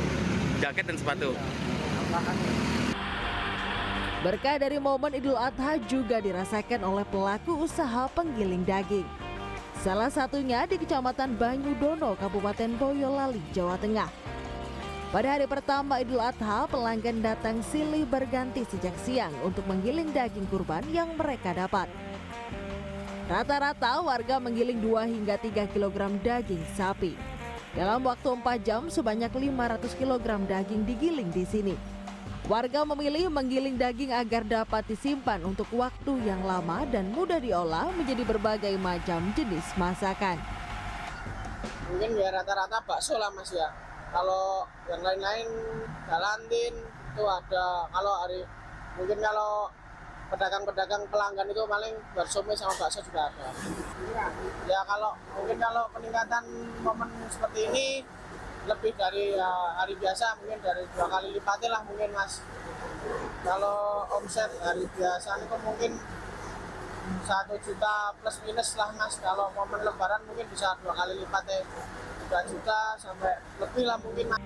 Dari usaha ini, pemilik jasa penggilingan daging bisa meraup untung besar. Upah menggiling 1 kg daging sebesar Rp25.000 dan sudah termasuk bumbu. Omset yang didapat bisa mencapai 2 kali lipat dari hari biasa hingga Rp3 juta per harinya. Tim Liputan CNN Indonesia. Ada beragam tradisi unik di berbagai daerah untuk memeriahkan Hari Raya Idul Adha. Ribuan santri dari 24 provinsi mengikuti kegiatan bakar sate terpanjang di salah satu pondok pesantren Sukabumi, Jawa Barat. Sementara itu di Maluku Tengah, tradisi hadrat diikuti ratusan warga khususnya pria yang mengenakan jas dan juga kopiah hitam.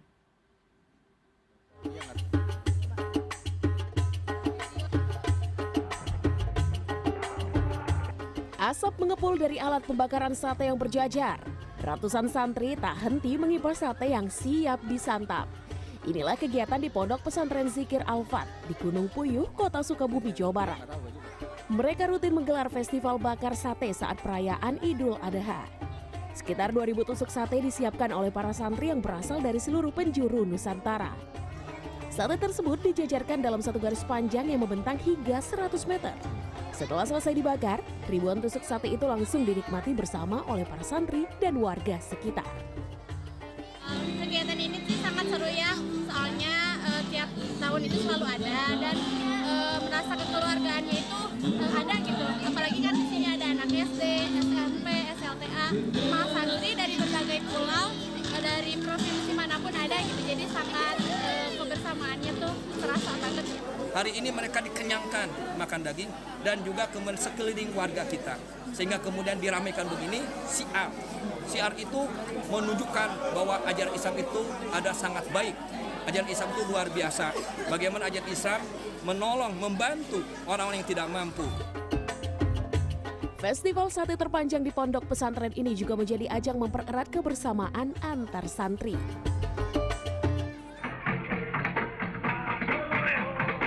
Warga yang mengenakan jas dan kopiah hitam mewarnai jalanan negeri Sepa di Kabupaten Maluku Tengah, Maluku, saat warga menggelar tradisi turun-temurun hadrat.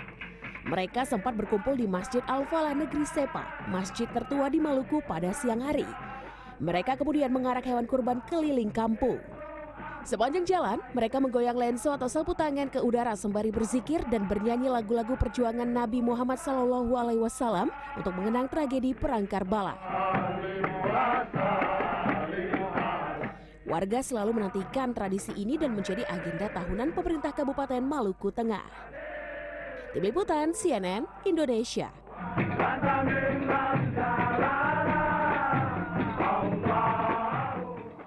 Kita ke informasi lainnya, balon udara tanpa awak berukuran besar jatuh di atap rumah warga di Kabupaten Madiun, Jawa Timur. Sementara itu di Ponorogo, insiden balon udara yang jatuh nyaris membakar rumah warga lantaran saat jatuh api dari sumbu balon udara masih menyala.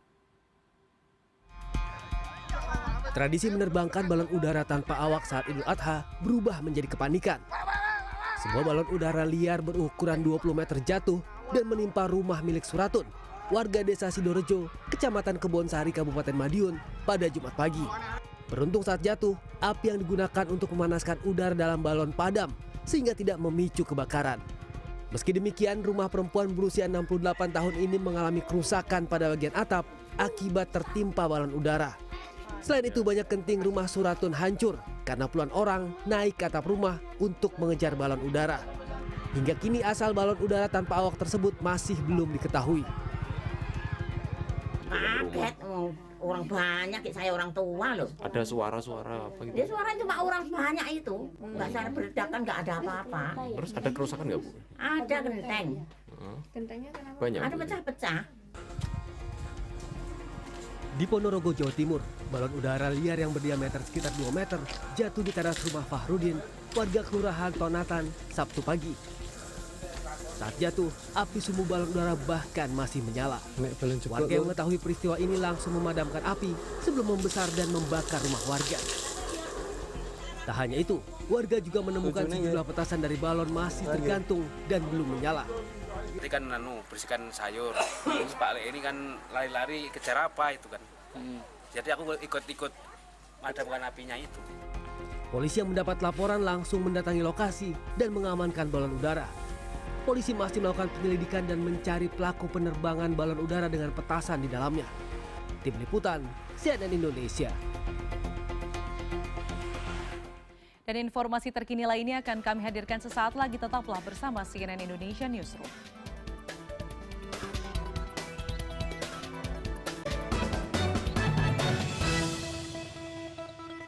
In association with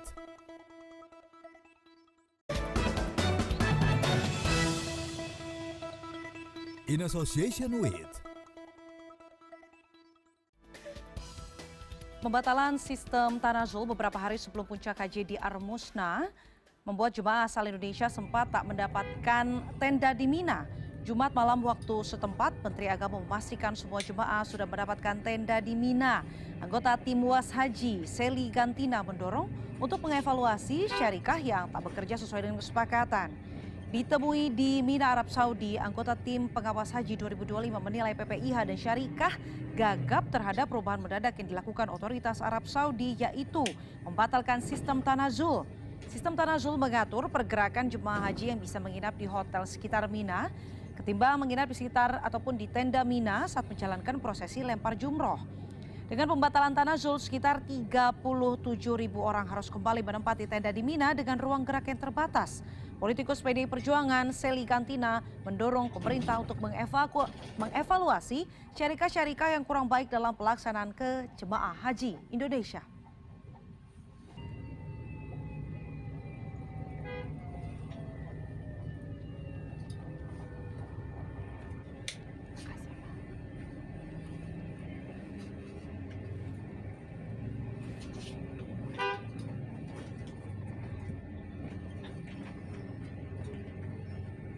terlalu banyak? Saya mengakui bahwa project atau pilot project 8 Sarika ini berawal kita menginginkan agar pelayanan para jamaah bisa lebih maksimal. Tetapi kan ternyata setelah kita terapkan, plus minusnya kita ketahui banyak yang tidak sesuai dengan yang kita harapkan. Maka ke depan bukan mengenai banyaknya sarikah, tetapi memang sarikah mana yang memang punya kualifikasi, dia bisa menyelenggarakan pelaksanaan ibadah haji itu dengan baik, dari mulai penempatan jamaah di Al-Husna, pembuatan kartu nusuknya, transportasinya, dan cateringnya.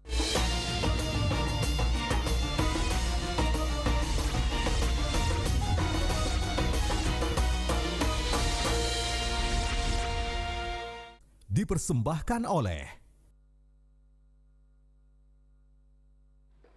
Kami akan update informasi Anda seputar haji setelah melaksanakan wukuf di Arafah dan menginap di Musdalifah. Jemaah haji melanjutkan perjalanan menuju Mina dan hari ini jemaah haji asal Indonesia telah memadati Jamarat untuk melakukan rangkaian haji yakni lempar jumroh. Oleh karena itu kita sudah tergabung dengan produser eksekutif CNN Indonesia Hani Pranayadati. Selamat sore waktu Jakarta, Hani. Apa saja rangkaian ibadah yang dilaksanakan oleh jemaah haji saat ini? Sempat diinformasikan ada kendala transportasi, lalu bagaimana penanganannya saat ini? Silakan laporan Anda, Hani. Oke, terima kasih Diana. Selamat siang waktu Arab Saudi. Diana, sebelumnya untuk menjawab pertanyaan terkait transportasi hari ini saya masih harus mencari informasi lebih lanjut karena saya kebetulan berada di rombongan haji khusus dan tidak mengalami apa yang dialami oleh sebagian jemaah haji asal Indonesia lain. Kemudian apa yang sudah kami lakukan hari ini berbeda ya. Ada yang setelah wukuf di Arafah, ada yang memutuskan untuk pergi ke dari Musdalifah kemudian menuju ke Mina untuk melontaran jumroh. Tapi ada juga yang menuju ke Musdalifah untuk menginap atau melewati malam, meskipun hanya sebentar. Kemudian melanjutkan perjalanan menuju ke Masjidil Haram untuk melakukan tawaf ifadah. Sementara yang saya jalankan selama ini adalah pilihan kedua atau opsi kedua, yakni dari di Arafah kami menuju Masjidil Haram. Kemudian kemarin kami sudah melakukan pelontaran jumroh di Mina. Kemudian kami juga melakukan pelontaran jumroh itu sebanyak 7 kecil ke jumroh lemparan jumroh Aqobah. Setelah itu kami maghrib atau bermalam di Mina sampai dengan minimal aturannya adalah minimal sampai dengan sepertiga malam. Hari ini juga masih akan berlaku seperti itu. Hari ini tepatnya tanggal 11 Zulhijjah itu akan masih dengan skema yang sama. Hari ini kami akan melempar jumroh ke Ula, Busco dan Aqobah dengan masing-masing kecil. Dan kemudian kami juga akan menjalankan maghrib lagi sampai dengan sepertiga malam. Kemudian besok kami akan melanjutkan lagi dengan tanggal 12 Zulhijjah itu akan maghrib dari 12 sampai 13 Zulhijjah. Kita harus bermalam di sana, menginap di sana, bukan sekedar bermalam dan melakukan sepertiga malam. Nanti setelah itu pada pagi harinya kami akan melakukan lempar jumroh 3 lagi, Pulau Busco dan Aqobah lagi. Demikian ya. Hani, sedikit soal cuaca. Kalau di Jakarta saat ini mungkin pagi hari panas, kemudian siang hari menuju sore ini hujan. Bagaimana kondisi cuaca di sana? Apakah itu turut mempengaruhi bagaimana kelancaran Anda beribadah di sana? Mungkin boleh Anda ceritakan, Hani? Oke, terima kasih Diana. Sebenarnya untuk wukuf di Arafah memang diperkirakan mencapai 50 derajat Celcius, tapi sepertinya itu tidak mencapai angka seperti itu ya, kan hanya pikiran saja. Cuman jemaah sudah diimbau pada saat kemarin wukuf di Arafah untuk tidak keluar dari tenda dari pukul 10 sampai dengan 16. Nah, sementara kemudian pada saat maghrib itu tergantung dari pilihan yang dilakukan oleh para jemaah. Ada yang rombongannya sudah langsung melakukan jumroh pada setelah wukuf langsung, maka terjadi kepadatan. Info yang kami terima adalah terjadi kepadatan yang luar biasa di Mina, sehingga yang harusnya kita bisa naik eskalator, yang sebenarnya di sana ada eskalator, tapi kemudian tidak bisa dilakukan karena saking penuhnya tidak ada yang harus memakai tangga darurat. cuaca sendiri itu memang sangat terik, akan tidak ada hujan sama sekali. Saya belum pernah menemukan hujan selama di sini. Akan tetapi yang kita lakukan adalah tidak banyak keluar ruangan karena seperti misalnya di Cina pun tenda-tenda yang disediakan itu juga sudah ada AC-nya. Itu pula kemarin juga pada saat di Arafah juga tenda-tenda itu ada AC-nya. Meskipun kadang-kadang ya karena dibuka tutup tendanya kadang ya ada angin yang panas ya, hawa panas.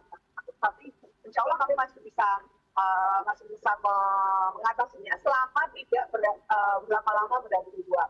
Mungkin problemnya adalah untuk kami melihat sendiri kemarin ketika kita melakukan pelaporan itu, bro, memang banyak jemaah yang harus berjalan kaki lumayan jauh, ya, bisa sampai info yang harus sampai 4-8 kilo dari tenda atau maktab mereka menuju ke pelemparan jumroh. Dan itu juga maka memang apabila penyelenggara atau panitia atau penyelenggara sudah rajin untuk meningkatkan, maka kita menyiapkan topi, menyiapkan air minum, menyiapkan kacamata hitam, masker jika diperlukan, dan di jalan juga kadang-kadang juga ada orang-orang yang memberikan air minum buat kami. Jadi itu yang harus diantisipasi. Memang lumayan secara panas, tapi ya memang itu yang harus kita jalani. Jadi harus kita menjaga kondisi kita. Betul, Diana. Baik, terima kasih atas laporan lengkap Anda, Produser Eksekutif CNN Indonesia, Hani Pranadayati. Kerajaan Arab Saudi menegaskan akan terus mengkampanyekan kesadaran dan regulasi nasional tahun tidak boleh haji tanpa izin. Mereka mengatakan hal itu dilakukan untuk memastikan ziarah jemaah sukses, aman, dan terjamin. Berdasarkan pernyataan resmi Saudi pada Jumat, seruan dan kampanye itu menjadi bukti dedikasi kepemimpinan Saudi untuk menyediakan layanan yang komprehensif, keamanan, kenyamanan, dan kepastian mencegah kekacauan dan pelanggaran yang secara historis mengganggu kelancaran haji. Tidak boleh haji tanpa izin atau no hajj without a permit bersinggungan langsung dengan banyak masalah seperti jemaah haji tidak sah, kemacetan jalan, hingga kondisi sulit yang dihadapi jemaah akibat kecurangan. Beberapa hal dilakukan Kerajaan Saudi untuk menjalankan seruan itu pada Haji 1446 Hijriah. Salah satunya adalah peningkatan pos pemeriksaan keamanan di titik masuk ke Mekah dan tempat-tempat suci. Begitu pula dengan penggunaan teknologi pemantauan canggih dan penegakan hukuman segera atas pelanggaran.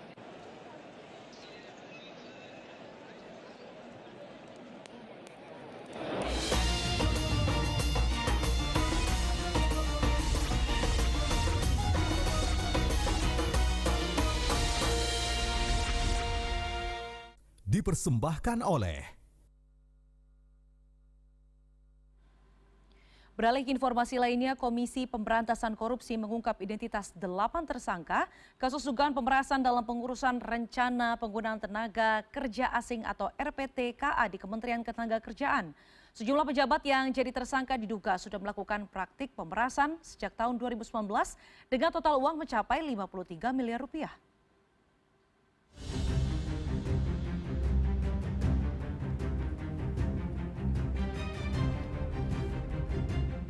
Kasus dugaan pemerasan dalam pengurusan rencana penggunaan tenaga kerja asing di Kementerian Ketenagakerjaan terus bergulir. Mengutip cnnindonesia.com, pada Kamis 5 Juni pelaksana harian Direktur KPK Budi Sukmowibowo mengungkap identitas 8 tersangka yang diduga terlibat dalam kasus ini, yakni SH, HYT, WP, DA, GW, PCW, JS, dan AE. SH merupakan Direktur Jenderal Pembinaan Penempatan Tenaga Kerja dan Perluasan Kesempatan Kerja. HYT sebagai Direktur Pengendalian Penggunaan Tenaga Kerja Asing yang kemudian menjabat Dirjen Bina Penta dan PKK. Kemudian WP selaku Direktur Pengendalian Penggunaan Tenaga Kerja Asing. DA merupakan Koordinator Uji Kelayakan Pengesahan Pengendalian Penggunaan Tenaga Kerja Asing. GW merupakan Kepala Subdirektorat Maritim dan Pertanian Ditjen Bina Penta dan PKK. Sementara PCW, JS, dan AE merupakan staf di Direktorat Pengendalian Penggunaan Tenaga Kerja Asing. Sebelumnya, penyidik KPK telah melakukan penggeledahan di kantor Kementerian Ketenagakerjaan di Jalan Gatot Subroto, Jakarta Selatan pada 20 Mei 2025. Juru bicara KPK Budi Prasetyo menyatakan kasus ini merupakan perkara baru yang tengah diusut berdasarkan laporan masyarakat yang masuk pada Juli 2024. Menanggapi kasus ini, Menteri Ketenagakerjaan Yasirli menyatakan sangat mendukung KPK mengusut kasus dugaan suap di kementeriannya. Yasirli mengatakan penggeledahan KPK merupakan kelanjutan dari kasus lama yang berlangsung sejak tahun 2019 terkait izin tenaga kerja asing. Ini terkait dengan kasus yang sudah lama ya, di tahun 2019 terkait dengan izin penggunaan tenaga kerja asing ya. Dan kasus ini berdasarkan pengaduan masyarakat bulan Juli tahun 2024. Ketika kita mendapatkan informasi terkait dengan temuan ini, sejak di awal saya menjadi menteri, kita sudah melakukan beberapa langkah strategis sebenarnya, mulai dari perbaikan proses bisnis, bagaimana izin terkait dengan tenaga kerja asing ini, termasuk juga mohon dicatat bahwa kita sebenarnya sudah mencopot orang-orang pejabat-pejabat yang diduga ya, terkait dengan kasus ini. Sementara itu, KPK juga mengungkapkan praktik dugaan pemerasan dan gratifikasi ini sudah terjadi sejak tahun 2012. Adapun sejak tahun 2019 hingga 2024, KPK menemukan jumlah uang yang dikumpulkan mencapai 53,7 miliar rupiah. Tim Liputan CNN Indonesia.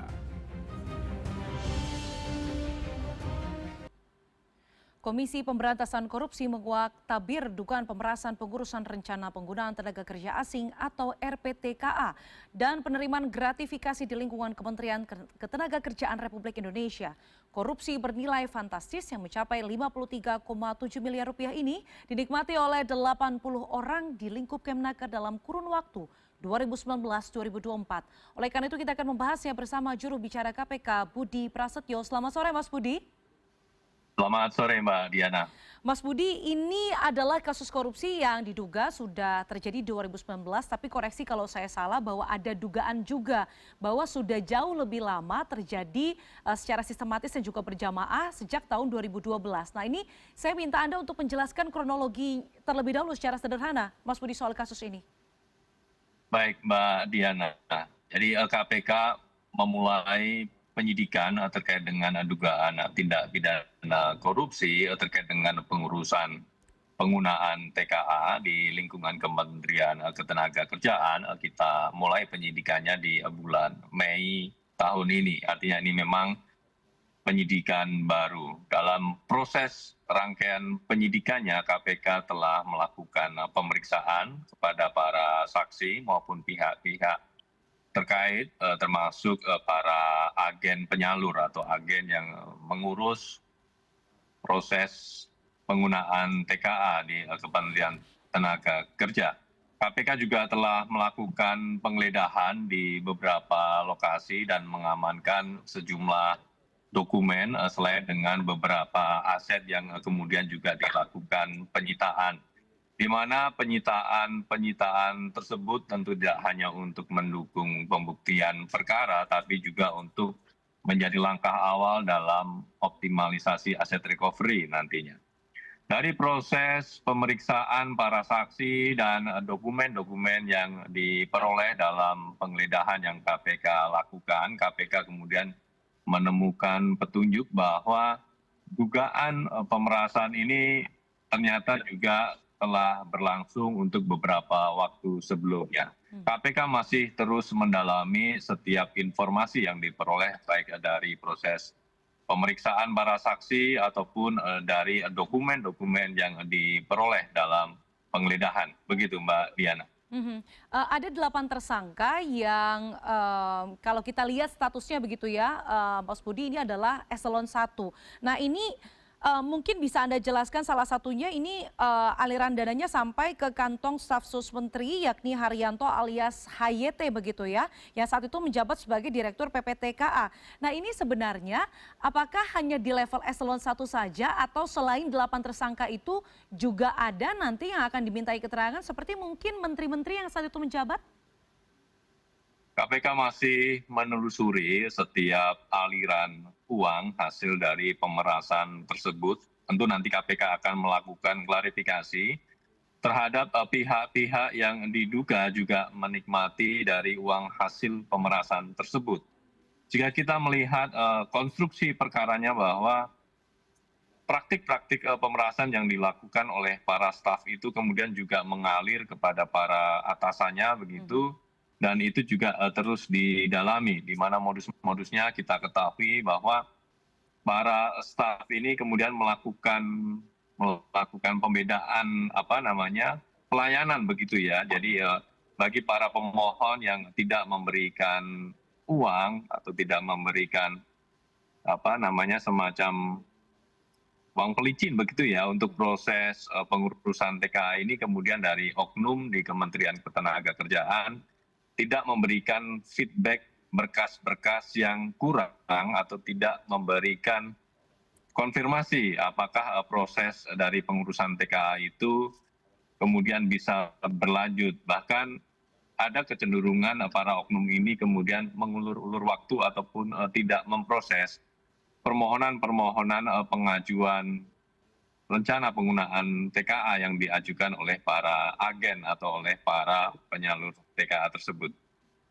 Oke, ini menarik Mas Budi karena biasanya kalau pengurusan izin, surat, disposisi dan lain sebagainya itu biasanya tercantum dalam sistem. Kemudian tadi Anda melihat bahwa ada celah sehingga ada ruang untuk para oknum ini, beberapa di antaranya ada 8 tersangka yang sudah ditetapkan oleh KPK untuk mengulur waktu. Nah, apa celah yang KPK lihat sehingga sistem ini tidak menjadi berjalan di Kemenaker sehingga ada ruang untuk gratifikasi atau permintaan ataupun pemerasan itu, Mas Budi? Ya, sebetulnya dalam proses pengajuan RPTKA itu ada 2 dokumen, yaitu yang pertama hasil kelayakan ya HPK, kemudian satu lagi pengesahan dari RPTKA itu sendiri. Dari proses 2 dokumen itu sebetulnya pengajuannya sudah dilakukan secara online, namun para oknum ini kemudian memberikan feedback kepada para pemohon melalui pesan WhatsApp secara pribadi kepada para pemohon, sehingga sistem itu kemudian menjadi tidak berjalan, terlebih kepada para pihak pemohon yang tidak mendapatkan feedback ataupun konfirmasi terkait dengan pengajuan permohonannya. Kemudian mereka datang ke kantor dan ketika datang di kantor, para pemohon ini kemudian bertemu kepada para oknum di Kementerian Ketenagakerjaan untuk bermufakat seperti apa agar permohonan dari RPTKA ini bisa disetujui. Dari permufakatan tersebut kemudian dari para oknum di Kemenaker ini kemudian meminta sejumlah uang. Ketika sudah disepakati, kemudian modusnya adalah oknum ini memberikan nomor rekening tertentu sebagai rekening penampungan ketika nanti para pemohon akan memberikan uang untuk ditransfer. Begitu, Mbak Diana. Oke, berarti kan proses masih terus berjalan. Artinya akan ada, tadi Anda juga sebutkan akan ada permintaan keterangan kepada pihak-pihak yang mungkin mengetahui informasi ini. Kalau kita kilas balik begitu, menteri yang menjabat ketika kasus ini tadi Anda jelaskan kronologisnya itu ada Pak Hanif Dakiri dan juga ada Bu Ida begitu. Apakah memungkinkan 2 sosok itu akan dipanggil oleh KPK untuk dimintai keterangan untuk melihat apakah aliran dana ini juga mungkin sampai ke yang lebih atas ataupun yang lebih dikdaya begitu statusnya, Mas Budi? Mbak Diana, jadi semuanya kita akan telusuri, kita akan klarifikasi kepada setiap pihak yang diduga mengetahui ataupun diduga ikut menikmati dari aliran uang hasil dugaan pemerasan ini. Sehingga KPK berharap seluruh proses penyidikan dalam perkara ini juga bisa dilakukan secara tuntas dan menyasar kepada para pihak-pihak terkait. Harapannya apa? Harapannya adalah setelah penindakan ini juga dapat dilakukan langkah-langkah perbaikan dengan pendekatan pencegahan korupsi, Mbak Diana. Terlebih kalau kita melihat sektor ketenagakerjaan ini sangat dekat dengan hajat hidup masyarakat banyak. Lebih dari itu, dunia internasional tentu juga akan menyorot terkait dengan pengelolaan ketenagakerjaan. Terlebih potensi korupsi ini ada di depan pintu. Artinya ketika seorang TKA akan masuk ke Indonesia, di depan pintu sudah ada praktik korupsi dan tentu itu akan sangat berpengaruh terhadap tata kelola ekonomi, tata kelola investasi, dan bagaimana World Economic Forum itu melihat sistem dan tata kelola khususnya di ketenagakerjaan di Indonesia. Dan ini juga kenapa menjadi concern KPK, karena World Economic Forum itu menjadi salah satu indikator dalam penilaian indeks persepsi korupsi atau Corruption Perception Index yang setiap tahunnya diukur. Dengan upaya-upaya pencegahan ini, KPK juga berharap ini juga bisa mendongkrak CPI Indonesia. Tentunya juga lebih dari itu, ini juga menjadi hal baik ketika pencegahan-pencegahan menjadi komitmen untuk dilakukan bagi para investor asing. Oke, untuk ini artinya peningkatan ekonomi di KPK juga Indonesia. tidak akan pandang bulu begitu ya Mas Budi ya, untuk memanggil siapapun pihak yang mungkin terindikasi mengetahui hal tersebut, termasuk sosok-sosok yang mungkin populer di masyarakat begitu? Tentunya Mbak Diana, karena informasi-informasi dari para pihak tersebut juga sangat dibutuhkan bagi penyidik KPK untuk membuka seterang-terangnya dari penanganan perkara ini, sehingga kita bisa betul-betul menelusuri setiap aliran uang hasil pemerasan dalam rencana penggunaan TKA ini. Sudah ada indikasi terbaru Mas, apakah terbuka kemungkinan bertambahnya jumlah tersangka mungkin dalam kasus ini? Nanti akan kami update. Sejauh ini kami masih melakukan analisis dan pendalaman dari setiap informasi dan keterangan yang sudah kami peroleh. Oke, terakhir Mas Budi, tadi Anda menyebutkan juga bahwa memang kementerian ini mengakui begitu ya, ada ruang-ruang ataupun celah untuk melakukan tindak korupsi tersebut. Koreksi kalau saya tidak salah begitu, bahwa KPK melakukan banyak sekali nota kesepahaman dengan sejumlah kementerian, sebut saja ada Kementerian Ketenagakerjaan itu sendiri, Kementerian Hukum, kemudian juga ada Kementerian SDM. Tapi apakah Anda melihat bahwa nota kesepahaman ini hanyalah formalitas sehingga ruang-ruang yang tercipta dalam kementerian itu, celah-celah untuk melakukan tindak korupsi itu tidak ditutup, tapi hanya hitam di atas putih begitu Mas Budi? Kami meyakini bahwa Kementerian Ketenagakerjaan secara kelembagaan punya komitmen yang tinggi terhadap upaya-upaya pemberantasan korupsi, khususnya dalam konteks pencegahan korupsi. Dan ini kami masih melihat adalah perbuatan-perbuatan dari para oknum.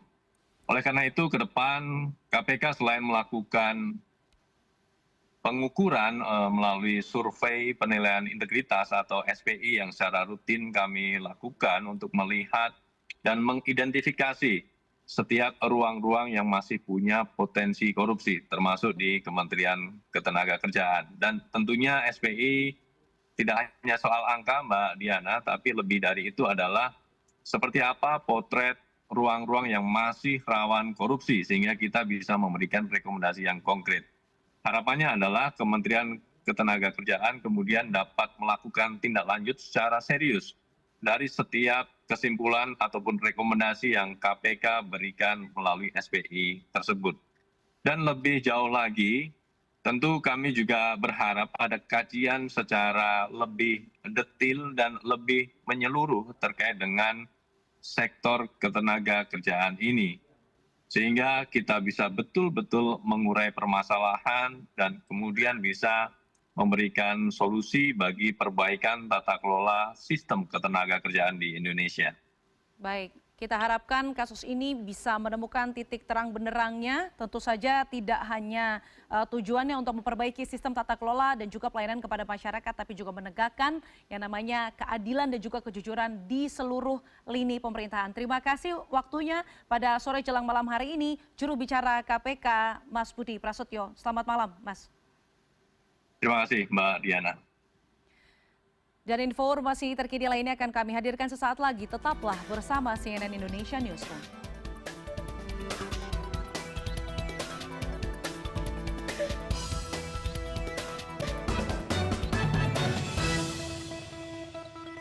In association with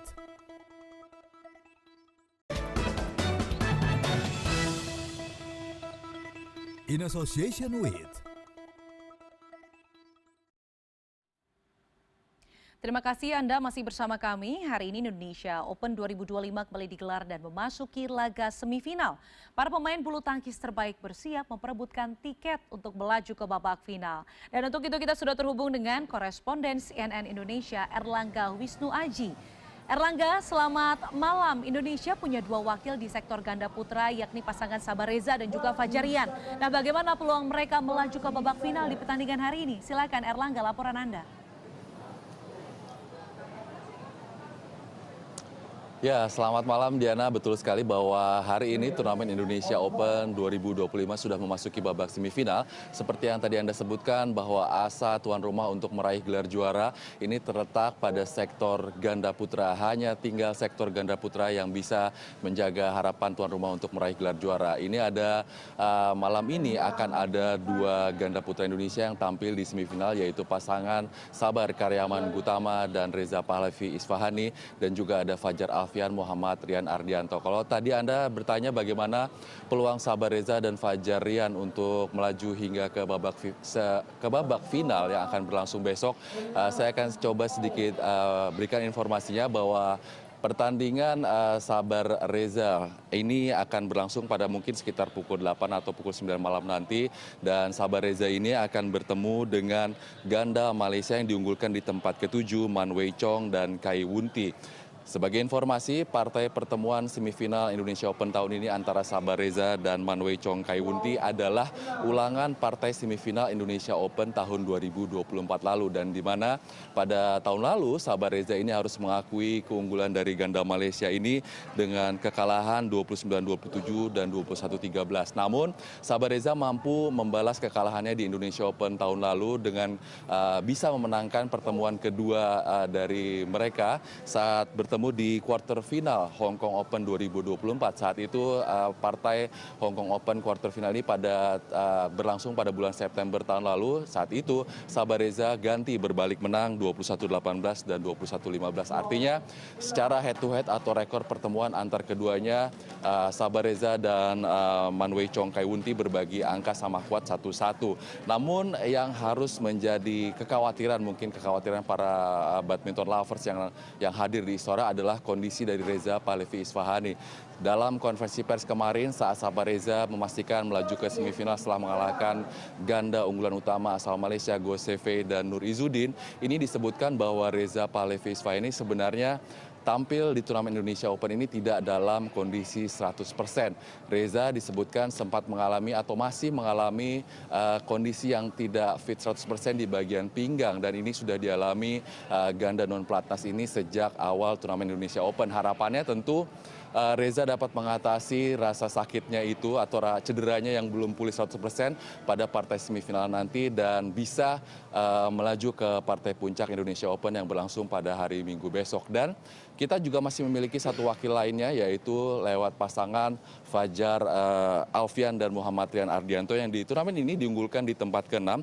Ini Fajar Rian akan bertemu dengan unggulan 5 asal Korea, Kim Won-hu, Seo Sung-jae. Dan apabila Sabar Reza dan Fajar Rian dapat memenangkan partai semifinal yang akan berlangsung malam nanti, ini tentunya Indonesia bisa memastikan satu gelar di nomor ganda putra, karena bila keduanya menang ini akan terjadi partai All Indonesian Final di sektor ganda putra. Fajar Rian sendiri di pertandingan malam nanti akan bertemu dengan Kim Won-hu, Seo Sung-jae, dan kalau berbicara peluang Fajar Rian untuk memenangkan pertandingan, sebenarnya peluang Fajar Rian cukup besar karena bila kita lihat dari rekor head to head atau rekor pertemuan antar keduanya, dalam 2 kali pertemuan Fajar Rian dan pertemuan Fajar Rian dengan ganda Korea ini, Fajar Rian selalu menang dari 2 pertemuan sebelumnya. Di Jerman Open tahun 2018 pada bulan Maret, di quarter final saat itu Fajar Rian menang, dan terakhir di Asian Games 2018 pada bulan Agustus, 16 besar Asian Games, Fajar Rian juga mampu memenangkan pertandingan.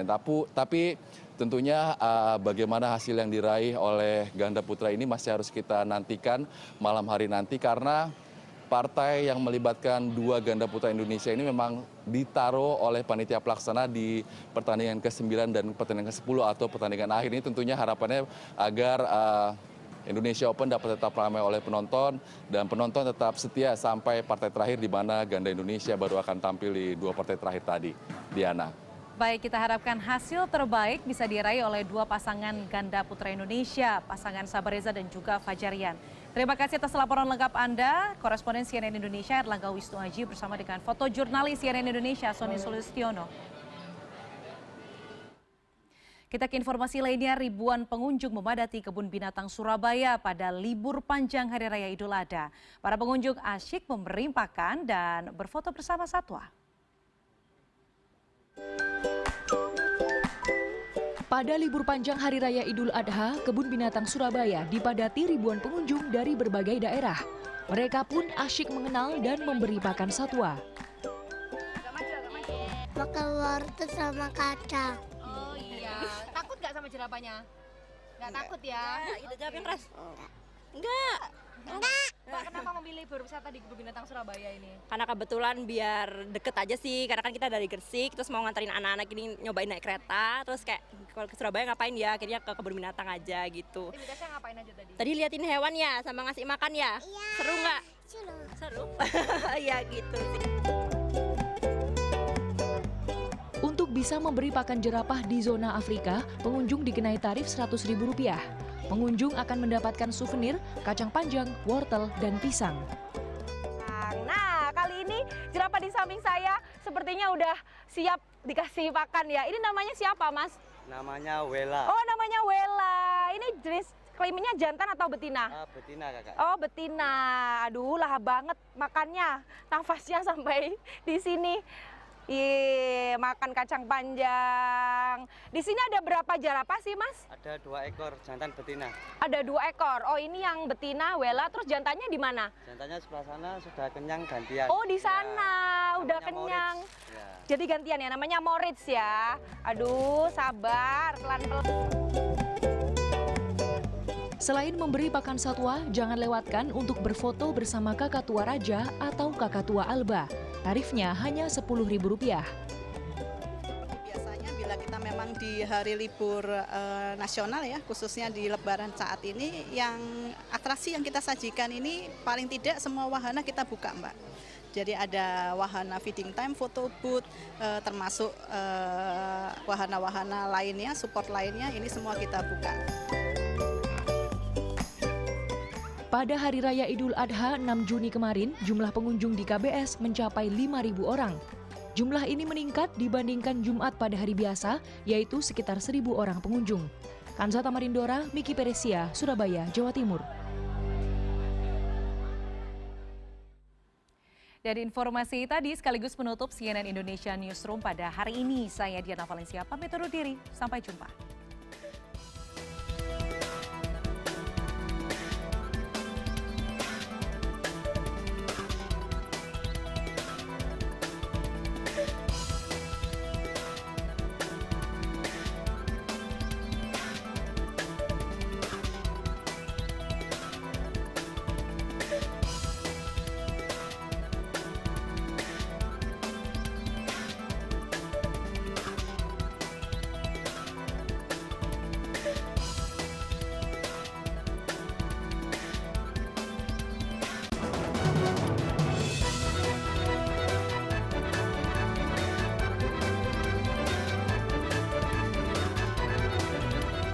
Terima kasih Anda baru saja menyaksikan CNN Indonesia Newsroom in association with